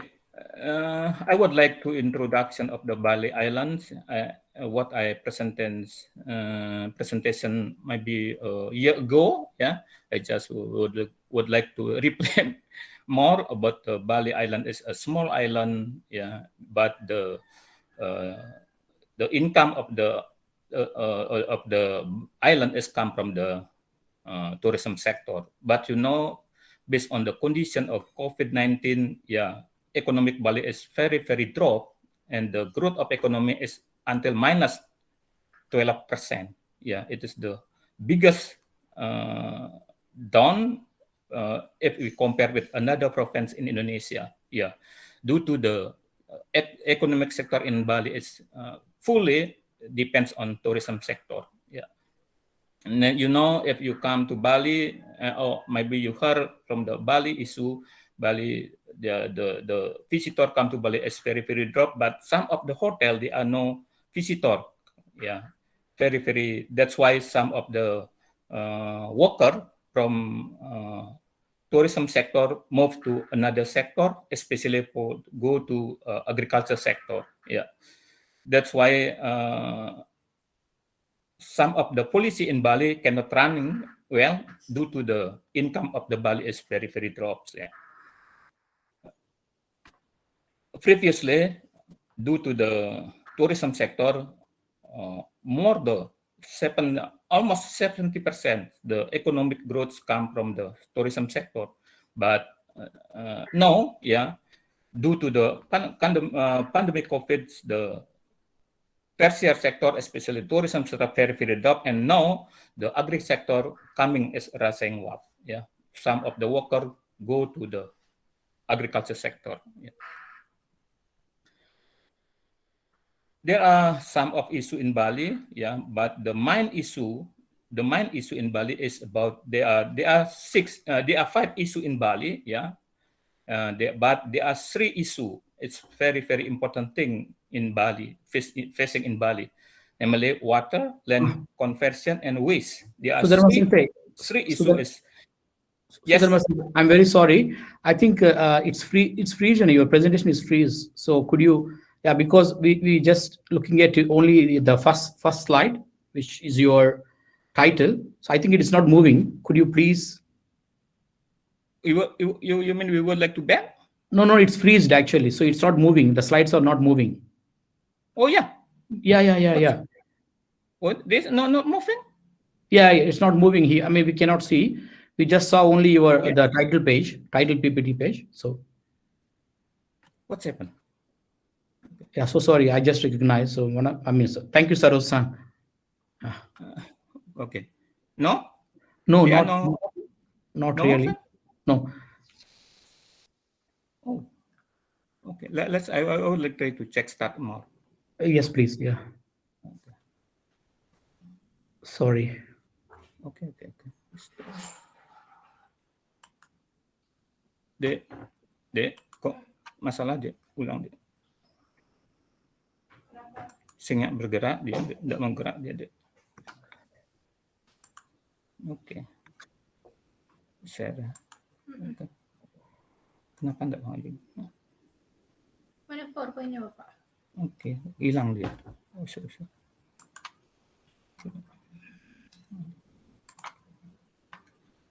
Sendiri di quick access.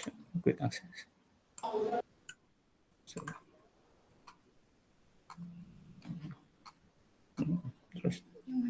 Terus dan habis dah. Ini indah deh. Oke. Iya.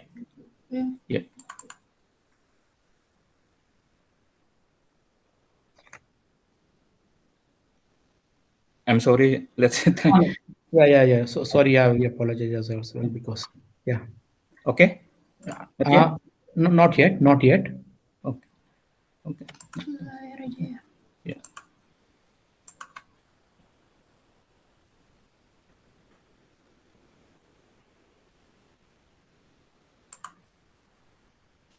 Yes.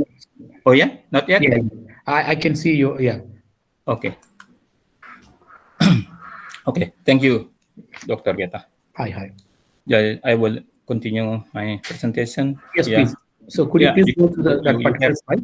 Yeah, you have a nice presentation about the Bali previously. Yeah, you know well about the water condition in Bali based on the input-output analysis. And I would like to look the water condition in another sites, especially from the Ayung watershed as a supply of more water for Bali supply.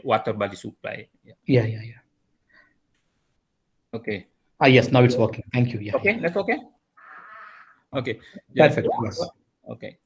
You due to the COVID-19, we know maybe any country, in the world, although in Bali also, we have the condition, especially for the economic conditions, are very drops, and the other sides, economic Bali, it depends on the tourism sector. Due to COVID, there are no visitor come to Bali, and that's why the growth of economy in Bali is dropped until minus 12%. It is the highest number if you compare with the another province in Indonesia. It is the bad condition for to develop of many policy in Bali. This why. Okay, what I said previously, there are 5 issues in Bali related with the environment, especially namely it's water condition, yeah, land conversion and waste, yeah. Of course, abrasion and public transport is, I think it is not so strategies, because water, land conversion and waste is the big issue, and there are many budgeting by the government sides to expand, yeah, how to solve this problem. Yeah. We would like focus our presentation with the water, yeah, because Bali especially, yeah, now Bali divided into 9 regency or city, yeah. From the 9 regency or city, there are only 4 regency is surplus water. That means there are 5 regency is still deficit water. Yeah, it is the bad condition if we would like to water as will supply for the agriculture and for the tourism sector. That's why in many places in Bali especially, there are conflict, there are dispute about the using of the water between the agriculture and tourism, because one side agriculture still exists, and another side tourism sector would like to supply of the water still continues. That's why in many places, especially in the village, yeah, where the governments take the water, yeah, for the tourism, there are some of the farmer is dispute and complain with the governments. It is the problem in Bali, yeah.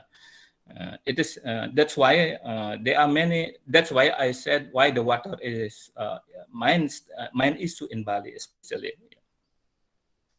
Okay, let's we look based on the map. Yeah, if you compare in 2009, 2000 until 2015, we look there. Yeah, in 2009, yeah, there are only 1 regency. Namely, Denpasar city is deficit of water. Yeah, only 1 in 2009. But in 2015, yeah, there are 5 regency. There are 5 regency is deficit water. It is indicator there are many problem with the some problem is maybe come from the water sets, because water set is a place where the rain can catch the where the place can catch the rain and keep the water in the underground. But if the condition of the water set or basin is destructive by the many activities, yeah, that means the pocket for the keep the water come from the rain will they are something cannot good pocket for keep the water is like that, yeah. And will the rain will go close to sea again. That means the water, sea water convert to rain cannot be keep the good place in water sets. Okay, Dr. Geta-san, Dr. Geta was explained about the water potential in Bali. Yeah, Dr. Geta said there are available water potential available in Bali around 6 until 7 million per year. That's right. Yeah, based on our collect data, the potential water in Bali is 6.8 million water meter cubic per year. Yeah, it is this come from the many sources. It come from the underground water. Yeah, come from the surface water. But if you compare between the demand and supply, yeah, the demand is more than supply, more than availability. That's why the condition water in Bali is this deficit. For example, let's we look in the table. Yeah, the demand for 2018 is around 119, almost 120 meter cubic per second, but the availability just only 101 meter cubic per second. Yeah, and demand for the water is come from the irrigation. Yeah, it is the irrigation or agriculture is the higher the consumption of water in Bali. Yeah, based on the analysis of the input output was done by the Dr. Geta. Yeah, I think more explain about more detail explain about the where is the water for agriculture goes to many sectors. Yeah, that's why based on the condition where the supply is less than demand, now the central government will have the policy to build the new check dam in mainstream, in especially in upstream at the Ayung River.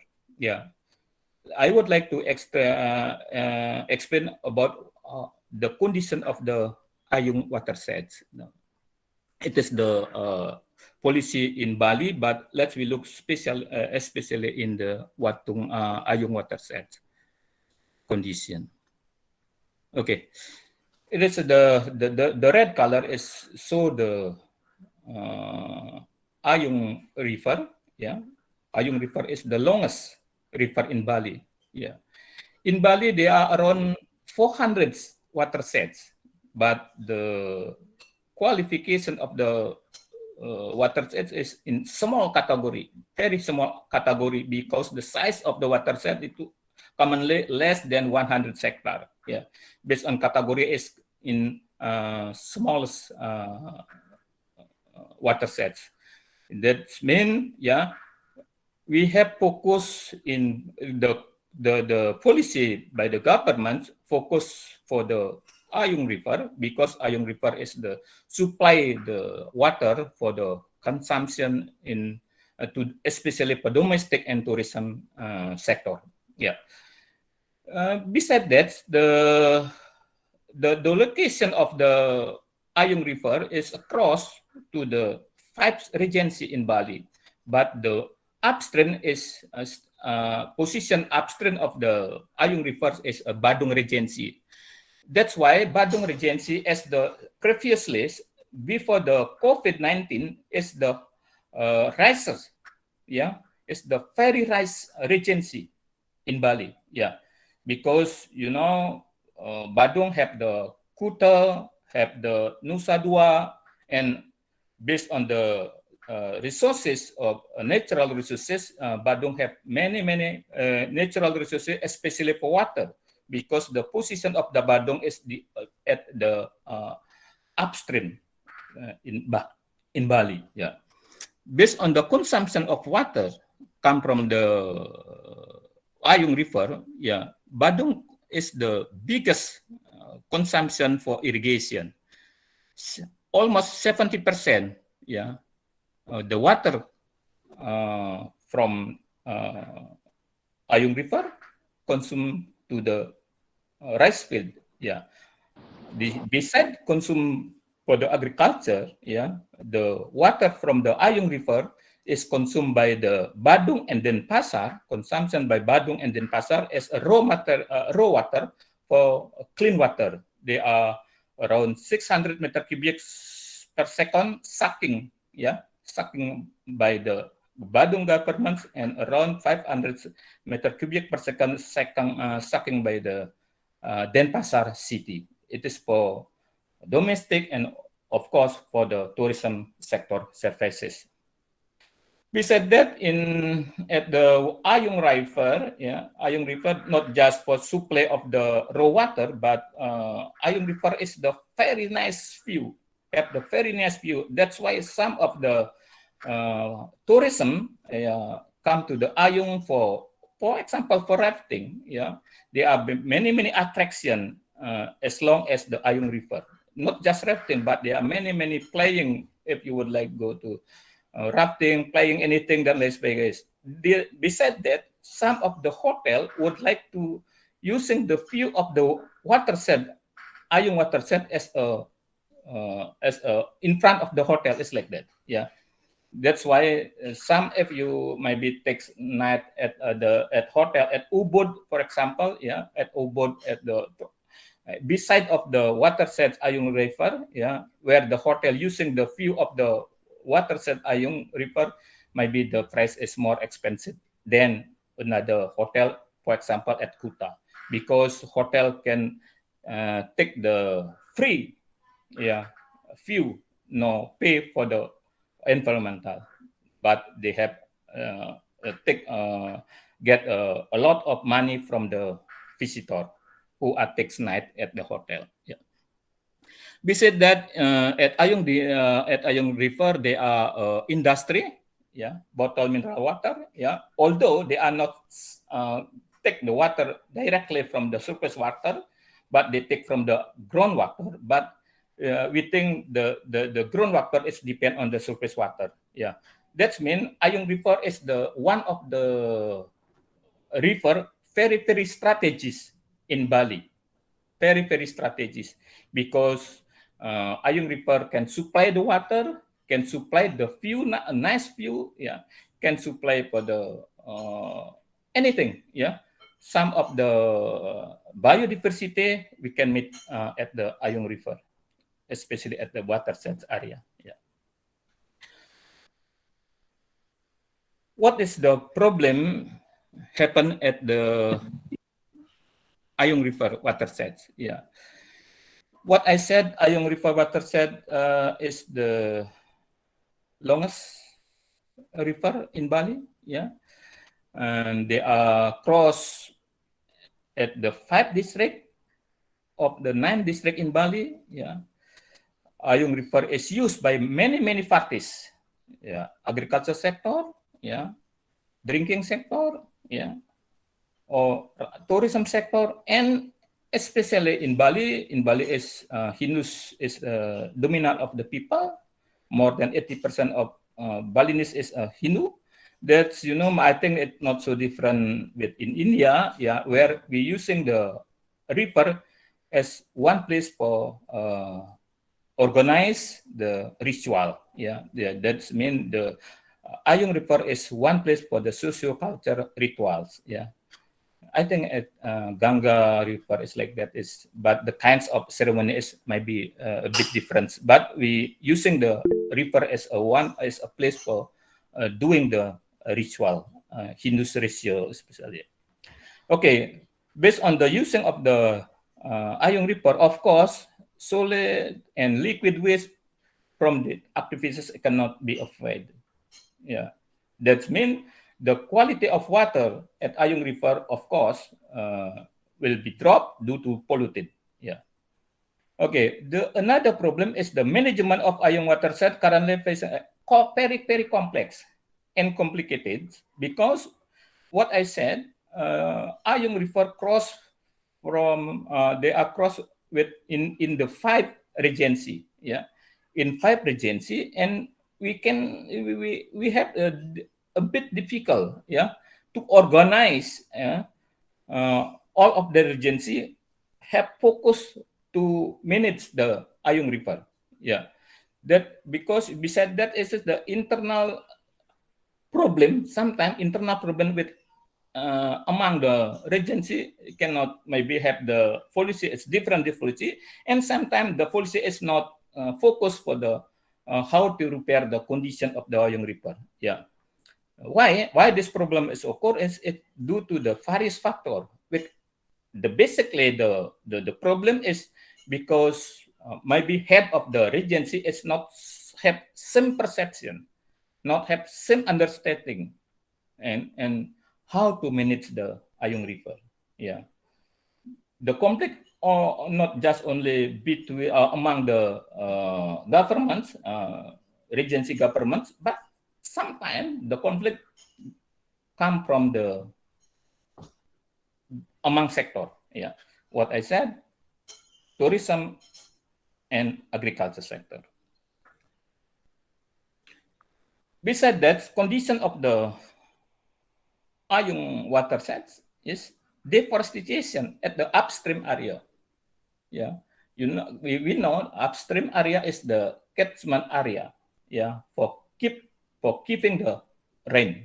But we know the condition now is the deforestation. Yeah, not just the forestation, but there are many area, yeah, have done the conversion about the plant, yeah, from the permanent vegetative to the another plant, yeah, but the function based on the ecological is not good for protects the soil and water. For example, there are conversion coffee plant to citrus plant. We know coffee plant is good for conservation because they have good root for keep the land and water. But another size, another condition, the some of the farmer to convert, yeah, to cut the coffee plant and take the citrus plant. Why they do that? Yeah, the simple reason is economic reason, because the income from the citrus plant is more than coffee plant. I think that the farmer is rational based on the economic sides, but based on the ecological sides is, of course, the activities cannot be tolerated. But all of the activities, all of the decision making is depend on the farmer. Yeah, and the government not have power to minimize that condition. Yeah, because the government cannot just because the farmer is not have power empowerment, yeah, to minimize the conversion. It's like that. Yeah. Beside that, beside the conversion of the plant, yeah, the condition is about the change of land use.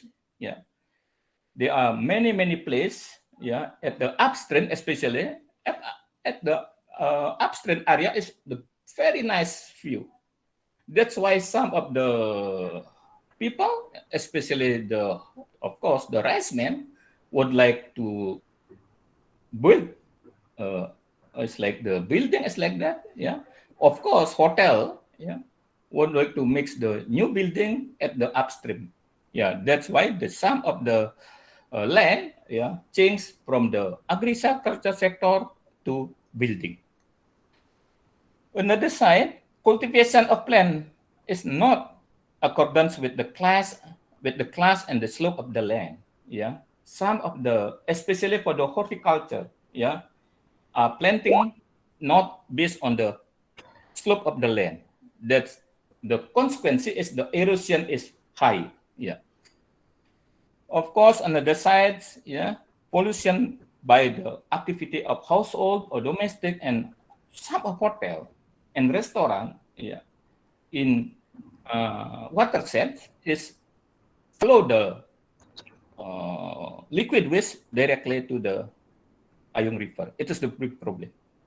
And another one is lack of understanding, awareness, and participation of the stakeholder in watershed conservation. It is the main problem about why the problem facing at the Ayung River. Sudarma Sensei. Yes. Yeah, 7 minutes. Huh? Okay, thank you. It is I just would like to show about the condition at the upstream. Yeah. Please. Yeah. There are many tree convert from the coffee, what I said, to another plant. They are not the another plant is not favorable for the ecological conservation. Yeah. And some of the building, a new building, yeah, using the upstream as a settlement is like that. Yeah. Okay. I think I have problem with my laptop. Yeah, because I don't can full my picture. Okay, this the example how to the land you of the land using. Yeah, at the at upstream, especially of the watershed. Yeah, at Ayung watersheds. Yeah, in 2007.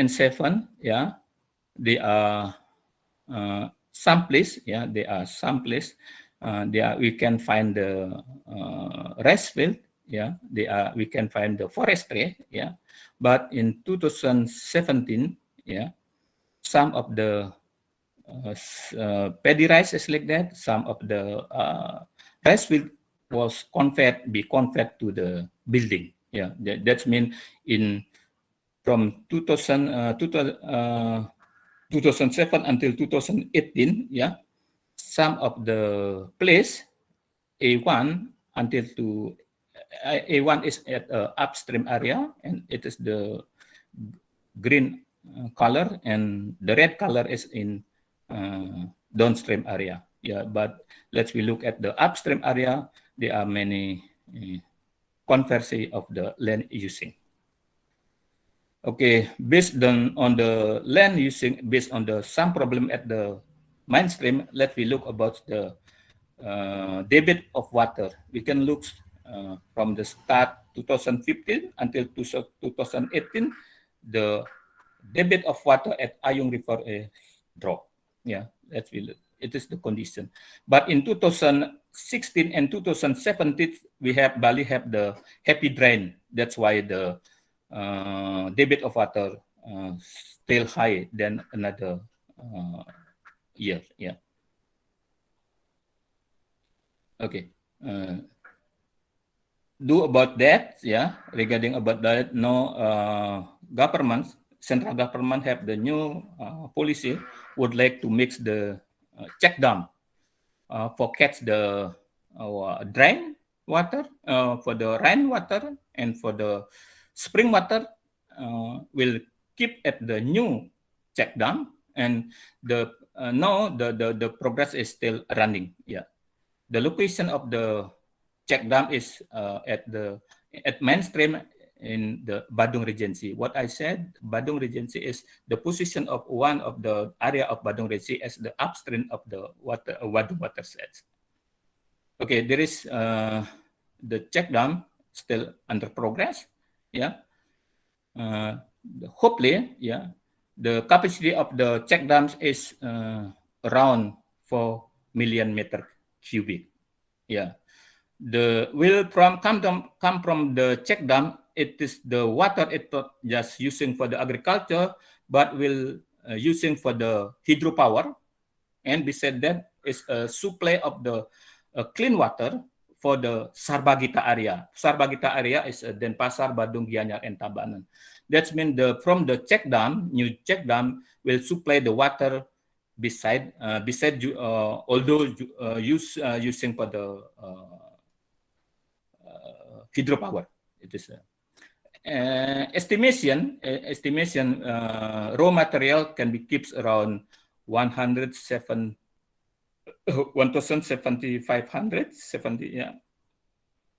liter per second, and for the hydropower can produce around almost maybe 1 megawatt, 0.65 megawatt. Besides that, the place will using for the tourism destination. I think that's the problem at water set, and what is our recommendation? Yeah, we must the government and regency government and the sectoral must do same perception, same understanding how to manage the Ayung River. That means we need the integrated planning and integrated action. Yeah, there is an increase about the perception and participation of the community. Yeah, especially the people who stay at the around of watershed area.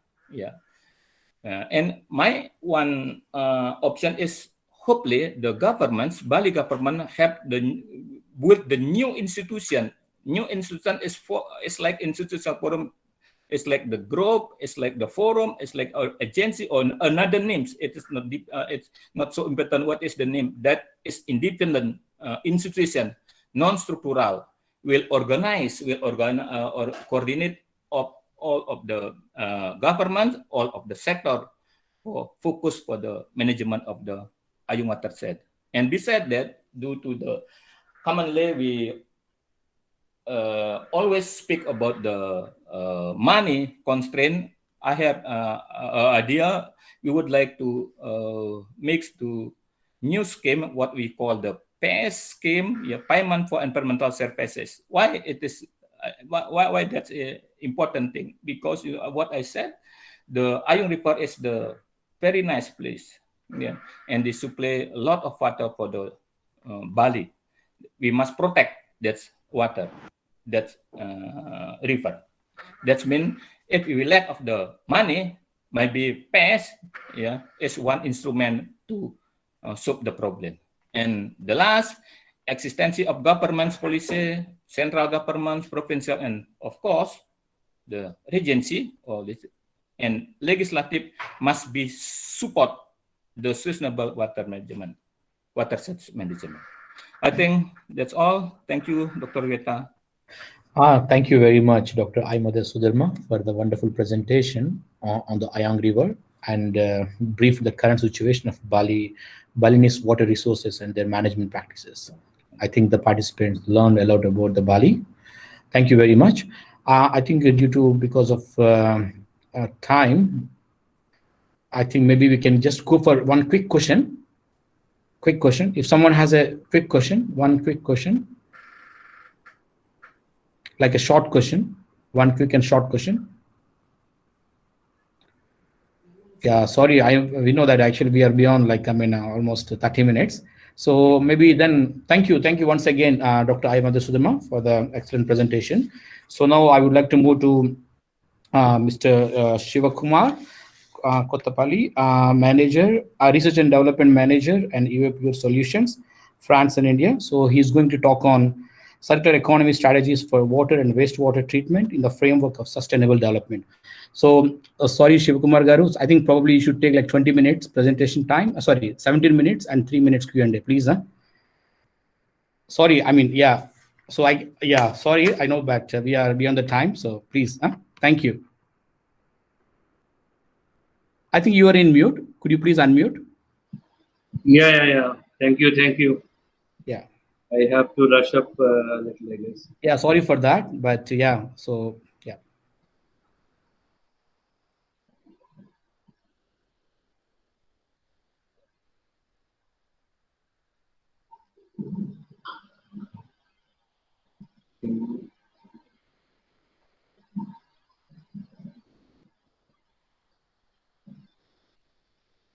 So,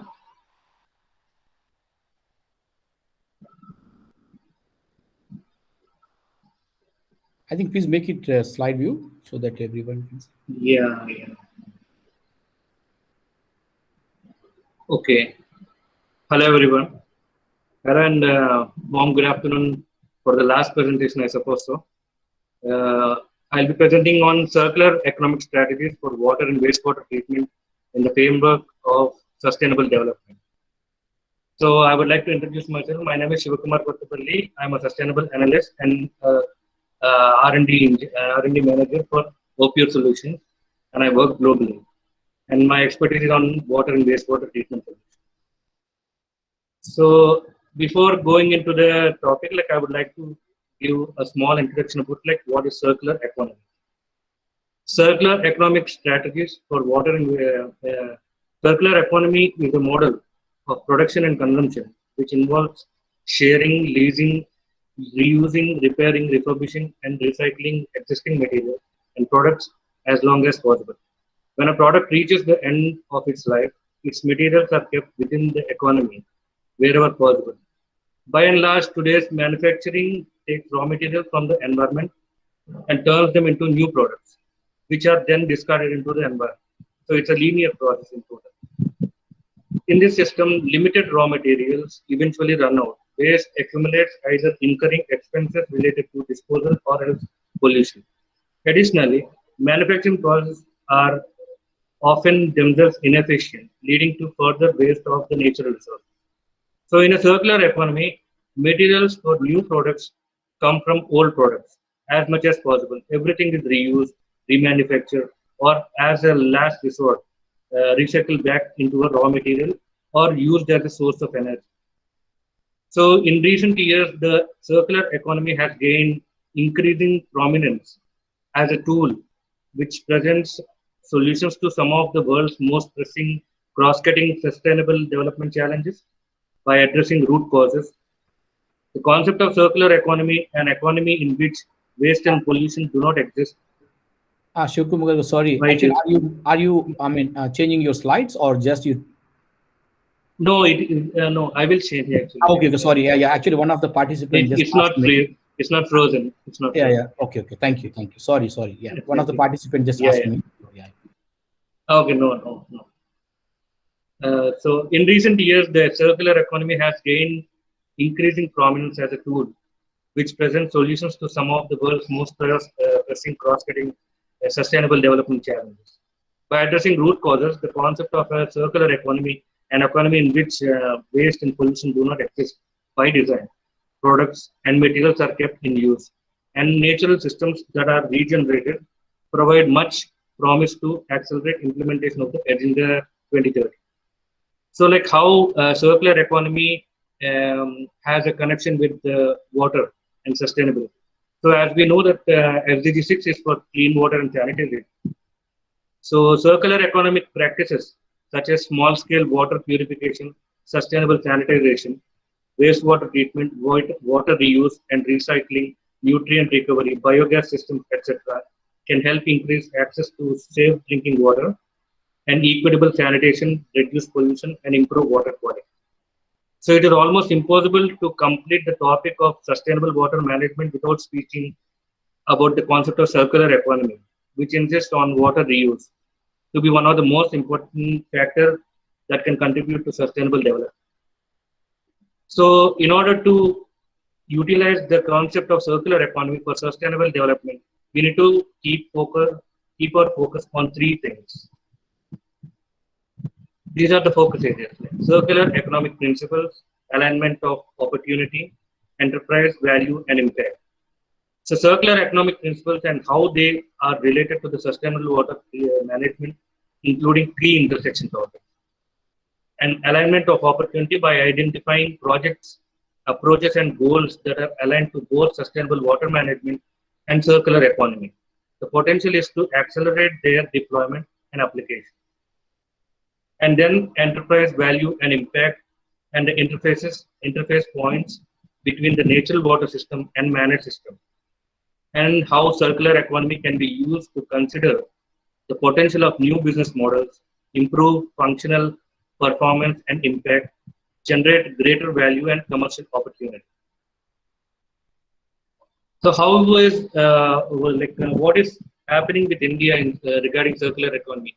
Like I have done a project with Netherlands in which they were actually very much contributing to the circular bioeconomy, and slowly this has been spread all over the world, and even in India we have initiated this protocol, this approach, but actually it has not been widespread. For example, in the previous presentations, as Professor Jagadeshwar Rao Garu told about the areas of Paderu and Araku, even I have visited those areas in which actually I was trying to implement circular economy. I would give an example how we can implement in tribal areas if I get enough time in the end, but I will definitely communicate what is this basic idea about circular economy. So the government of India is actively formulating policies and promoting projects that are leveraging advanced IT and OT solutions to drive the country towards circular economy system right now. But the main two critical areas which they are actually focusing are electricity from recyclable resources like biogas, etc., and waste management. So in order to understand how to approach using this circular economy, so we have to understand the relationship between circular economic principles and water systems management. So primarily we have three principles, like design out waste externalities, which is the principle one, which basically says to optimize the amount of energy, minerals, and chemicals used in the operation of water systems in concert with the other systems. And another one is optimize consumptive use of water within sub-basin in relation adjacent to the sub-basins. And third one is use measures or solutions which deliver the same outcome without using water. When we come to the second principle, it's about keep resources in use So optimize resource yields like previous in the previous principle, but actually like this is regarding the water use, reuse, energy, minerals, and chemicals within the water system. It's often that actually like we are actually the most of the municipal water treatments around the world, like including India, we are very much alum driven systems. So we use aluminum sulfate and magnesium sulfate as a combination to treat water, and which has certain drawbacks also in during the treatment, which is regarding the pH. So the amount of waste generated in this process is always inorganic and which is not biodegradable. So, and actually, like we have to create a system in which we can optimize the flows, inflows and outflows, such that actually we can reduce the amount of chemicals which are used in the treatment, and actually we can reuse the outflows again back into the system. Which I will actually give. I will present a model in the coming slides, which you can by which you can understand completely.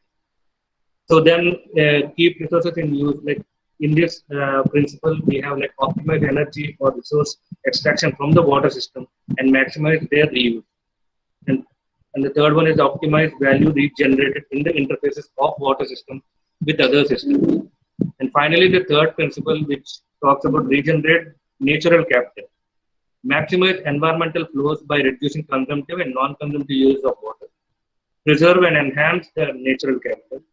Ensure minimum disruption to natural water systems from human interactions and use.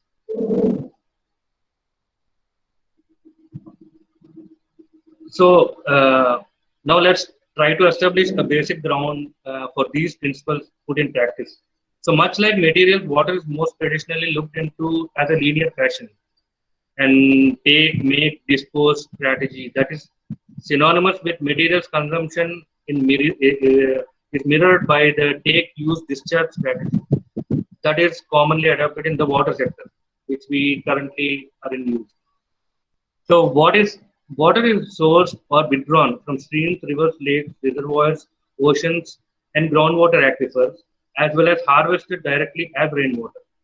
Water is used by these four traditional categories: agriculture, municipality, industries, environment within the water side. This includes consumptive and non-consumptive uses.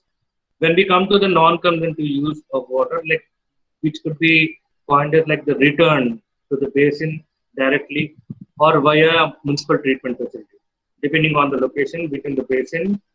This returned water can then be further used downstream or lost to the basin in similar way as the consumptive user.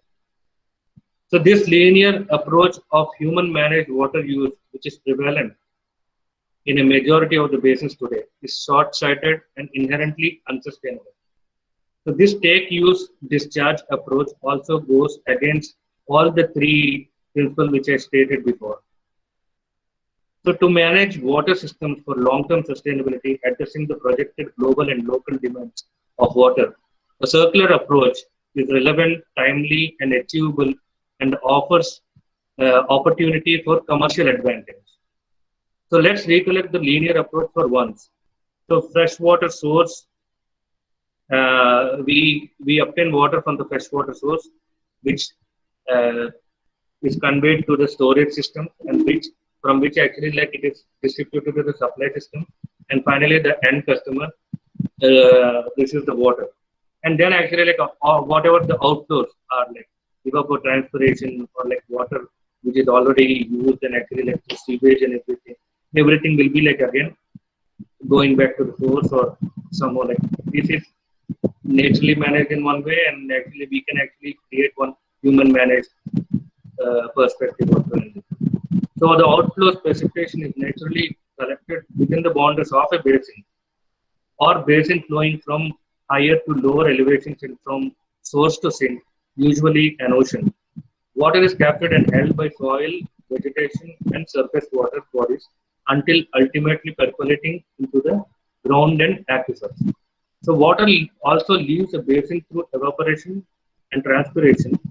Engineered water flows discharged to the oceans, embedded products, or otherwise shipped out of the basin. So the total volume of water available at a given time in a basin is called actually watershed pattern. So when we come to the nature managed system, within a given basin, the nature water cycle acts to re-optimize, reuse, and replenish water. Re-optimizing means nature needs a specific supply of water to maintain the ecosystem and biodiversity. This naturally viable and based upon the complexity of the ecosystem, climate, and general ability to adapt by plants and animals to a changing environment. Shivagar, you have 5 minutes, huh? Really? Yeah, because 20 minutes. Could you please, sir? Okay, fine. So then next is the reuse and then replenishing. Replenishing. So replenishing basically means the natural cycle concludes within a return of the water to the environment through evapotranspiration, infiltration, and surface water flow. So let's actually, like, I'll be skipping to the next one. So when we can consider the dimensions of the water use, we can see like water is fundamental. We can see it basically three: as a service, water as a service, water as a source of energy, and water as a carrier.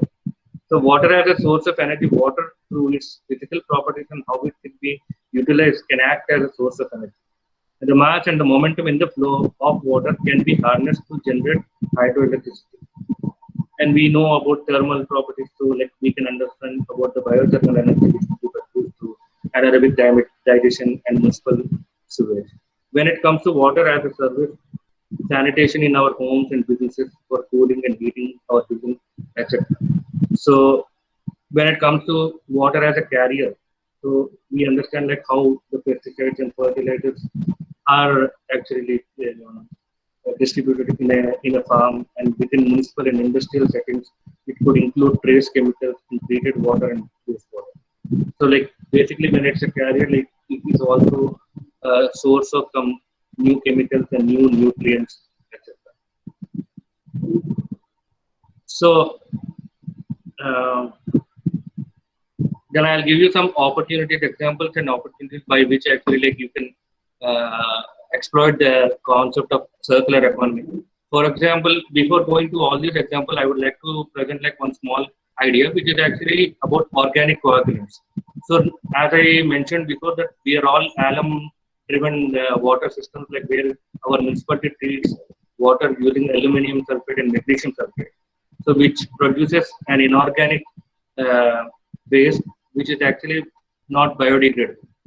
And using an organic coagulant in the municipal water system, it can actually like not only produce a biodegradable waste, but this waste could be used as a source of energy or a soil enhancer. The positive part and the commercial part will come to the consumption of chemicals.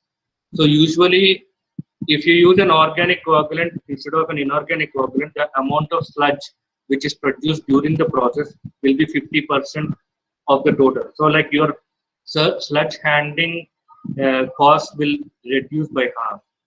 And not only that, like, your sludge is biodegradable. So this is one area like actually like where circular economy really boosts up the water management system or water treatment the concepts available in the market. So some of the other examples are like cellulose extraction from wastewater, fertilizer and pesticide application, where actually water is used as a carrier and also as a service.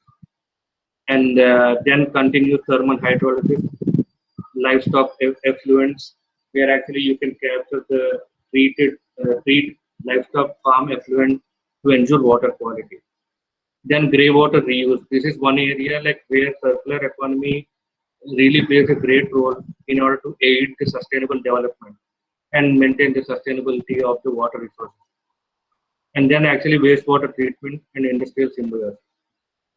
So when it comes to actually the solutions look very dreamy and actually very beautiful, but actually there are a lot of challenges as mentioned by Geeta Mohan before, and also like in his own presentation, and also like when he was answering about the challenges which are in the public domain to implement some solution. Even the same challenges will be faced during the implementation of a circular economy. So the transition of a linear to a circular economy requires a joint effort by stakeholders from all sectors. Companies can contribute to transition by developing competencies in circular design to implement product reuse and recycling and serving as a trendsetters of innovative circular economy business models. Policymakers can support the transition by promoting the reuse of material and higher resource productivity by rethinking incentives and providing the right set of policies and access to financing. The major groups and other stakeholders also play an important role in promoting the transition to a circular economy by mobilizing broad forces to carry out practical actions and putting pressure on the businesses and governments to accelerate implementation. The circular economy is relevant to all sectors of the economy. Examples of it is stressful implementation exists in different countries and sectors such as the automobile industry and food industry, the textile industry and chemical industry, and of course wastewater management. So finally, I would like to conclude based on the ideas I presented here. So the direct benefits to recover resources from wastewater could make an economically attractive case for practitioners to adopt circular economy pathways to manage wastewater. However, beyond economic attractiveness of the intervention, there are a set of factors that need to be considered and aligned to achieve long-term sustainability of the intervention. Moreover, beyond economics, wastewater management should be looked for from a sustainability point of view, as it is multi-dimensional, as it can deliver multi-dimensional benefits. As observed in all the case studies or examples and opportunities mentioned above, a proactive approach and a leadership from the government and public sector is essential towards successful intervention, providing financial and land resources and creating an enabling environment would be the major roles of the government. The government of India has been incurring significant expenditure toward river rejuvenation, water augmentation, health facilities, irrigation facilities, etc. Much of this expenditure could be reduced or eliminated by adequately managing wastewater. Thus, there is a strong case for considering wastewater management from a holistic viewpoint. So based on the current research, it could be suggested that utilities and local governments integrate water and wastewater management at strategic planning and implementation level. The existing consumer subsidy on freshwater could be transferred to wastewater management, which would not only lessen the debt on water utilities, but also support wastewater treatment. The wastewater regulations in India clearly mandate treatment of wastewater to a certain level before discharging into rivers. Enabling on-ground action within the purview of this regulation needs participation from various stakeholders. And NGOs can positively influence public at large through awareness building initiatives. Government can help in designing socially acceptable solutions, certification, and authorization. Entrepreneurs can help in designing technological interventions according to the needs, and financial institutions can support the initiatives through long-term patient capital. So this is where I end my presentation, and thanks a lot for your patience.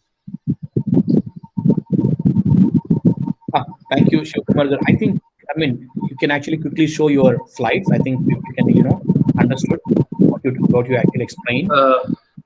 Just quickly, just show your slides like one by one quickly, so that participant can understand, I guess.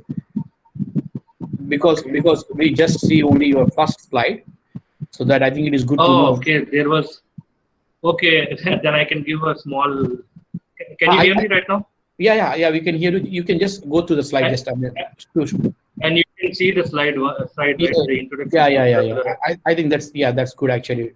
Could you please quickly wrap up within 2 minutes? It's almost like 8:30. Yeah, sure. Yeah.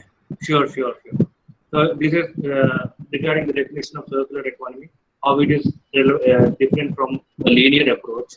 And then actually, we are talking about here the focus areas where our circular economic principles could be actually looked into and actually where we can actually take some information and actually like we can use the protocols. So then actually like, there are fundamental three principles of circular economy when we try to implement into the water systems management. So this is where the principles are mentioned. And then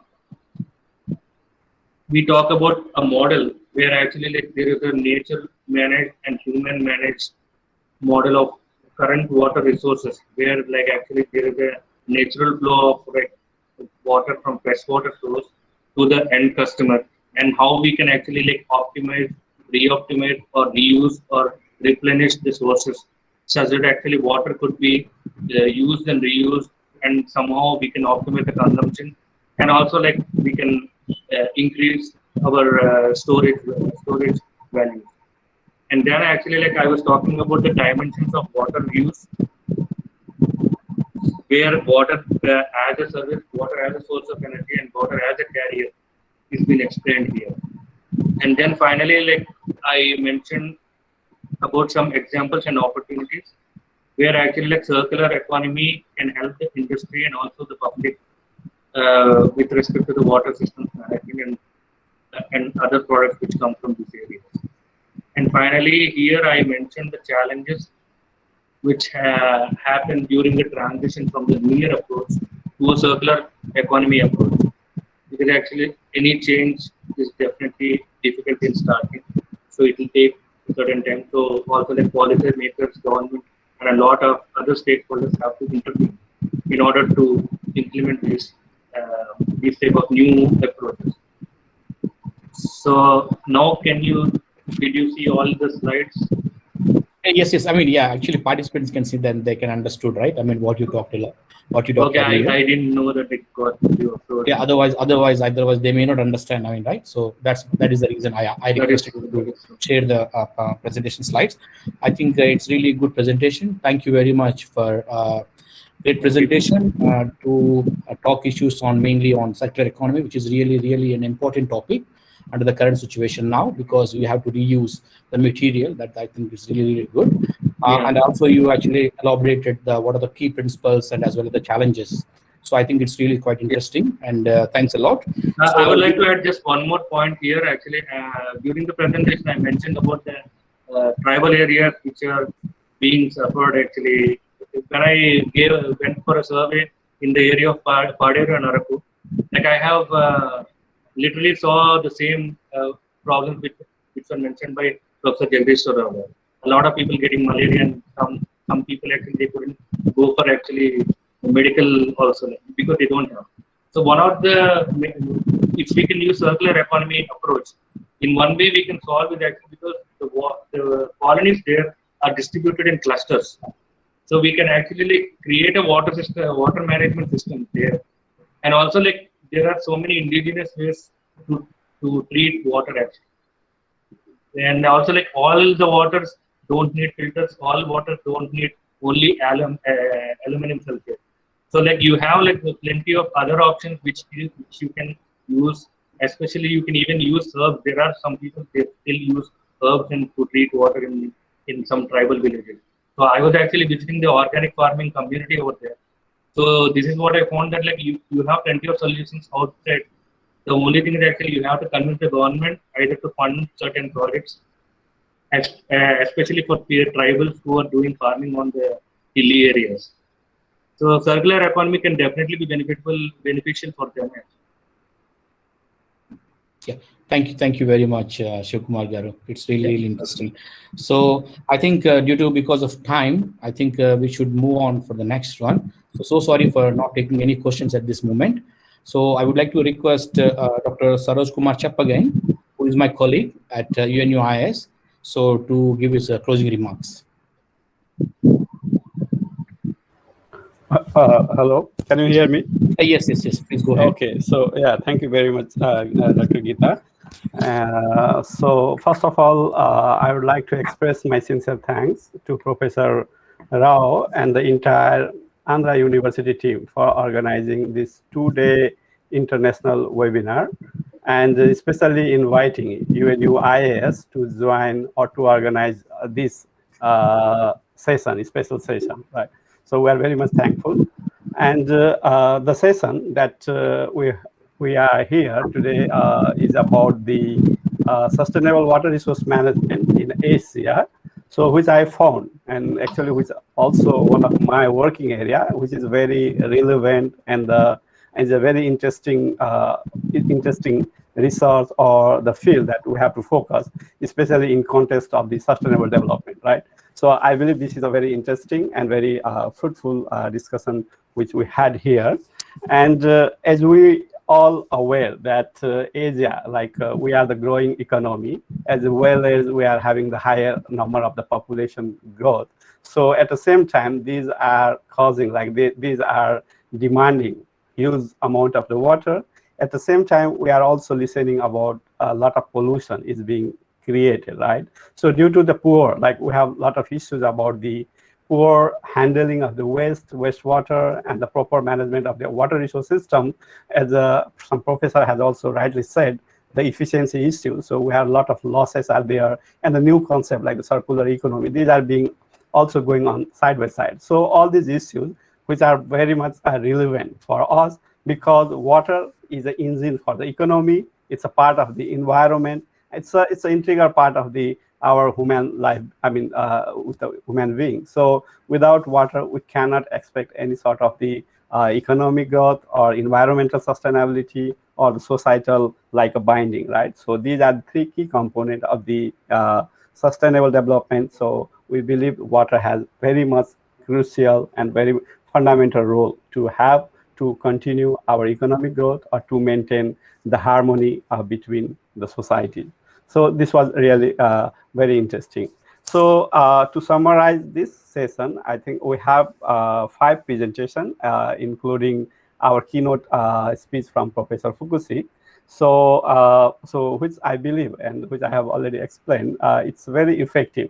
And I think it has met the objective that we anticipated from this session. So actually, it's a really fruitful session. And I would really like to thank Professor Fukushi. Despite her busy schedule, he could come and provide, deliver his keynote speech, which is also relevant in context of the current pandemic, right, COVID-19. So which was very interesting. Then we had also the guest speaker from Udayana University, Dr. Aimada Sudharma, who had also shared that, his research and his findings related to the Bali, which is really rich in the water resources, but they are facing acute problem with the agricultural and service sector, especially the hotel tourism sector, how the demand between this sector competing each other and how to balance this sector is quite important. So which is very fruitful. And besides, we have also opportunity to learn about the Andhra state, some water issues by Professor Rao, and also our another Sivakumar. He has also very much, rightly introduced about the circular economy, which is a very growing concept, like how to break the linear approach to the circular, or how to convert linear to the circular, because our wastewater system, everything is in the linear mode, which at the end of pipe system. So we would like to make it in a closed loop, which is defined by the circular system. So I think, yeah, these are quite interesting, and I personally enjoyed, and I believe most of our participants also enjoyed the presentation, and maybe they will continue to keep on a communication with our speakers, so that if they have any queries or they have further interest to do some collaborative research or any sort of the joint activity, they can continue. So this is a very good platform. So moreover, my sincere thanks goes to the all participants, who active participant, though despite of limited time, they could not interact very properly, but I appreciate their passion and all throughout the session. And before ending the closing remarks, I would like to let's say congratulate Professor Yam Prasad Rao Guru, who has successfully, his academic, he has attained some sort of the academic journey. However, this is not an end, but this is also starting with his new career. So I wish him a very healthy and happy retirement, but we are expecting his continued support or continued contribution to the academic field, so that not only the Andhra University, but we are also going to be benefited from his brilliant knowledge, what he has gained during his, the last maybe some decades like me, right? So I would congratulate him and also wish his best, days ahead. So once again, thank you all for joining this wonderful session.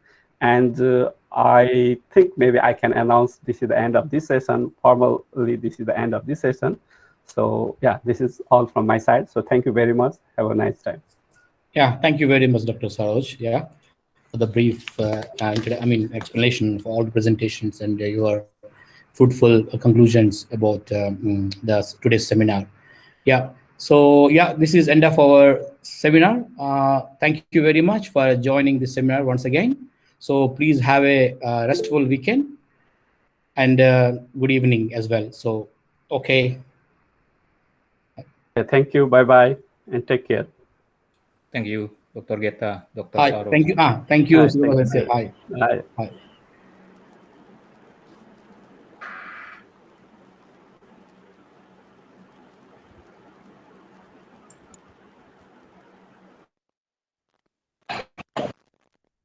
Ladies and gentlemen, we've come to the end of the first day session. I would now like to propose the vote of thanks. I extend my gratitude to our Registrar of Andhra University, Professor V. Krishnamohan Garu, for taking time out of his busy schedule and gracing the event. Our heartfelt gratitude to Professor K.C. Reddy Garu, Professor P.K. Chobe Garu, Professor Padmaja Mishra Garu, Professor B.P. Chandramohan Garu, and Professor C. Sambamurthy Garu for a thought-provoking presentation on COVID-19, impact on Indian economy and its revival. We would also like to extend our heartfelt gratitude to all the speakers for the second session, that is Professor Kunsiki Fukushi Garu, Professor Jagdishwar Rao Garu, Professor Dr. Geeta Mohan Garu, Professor K. Sivakumar Garu, and Dr. Saroj Kumar Garu for their presentation on sustainable water management techniques. Our sincere thanks to Professor Prasad Rao Garu, HOD Economics, Andhra University, for his extended support in making this session a grand success. Last but not the least, our heartfelt thanks to our academicians, organizers, and volunteers for all the support. It's been an honor to be among such accomplished individuals and be able to host this international webinar. Thank you once again for making this event a grand success. Have a good day. Thank you.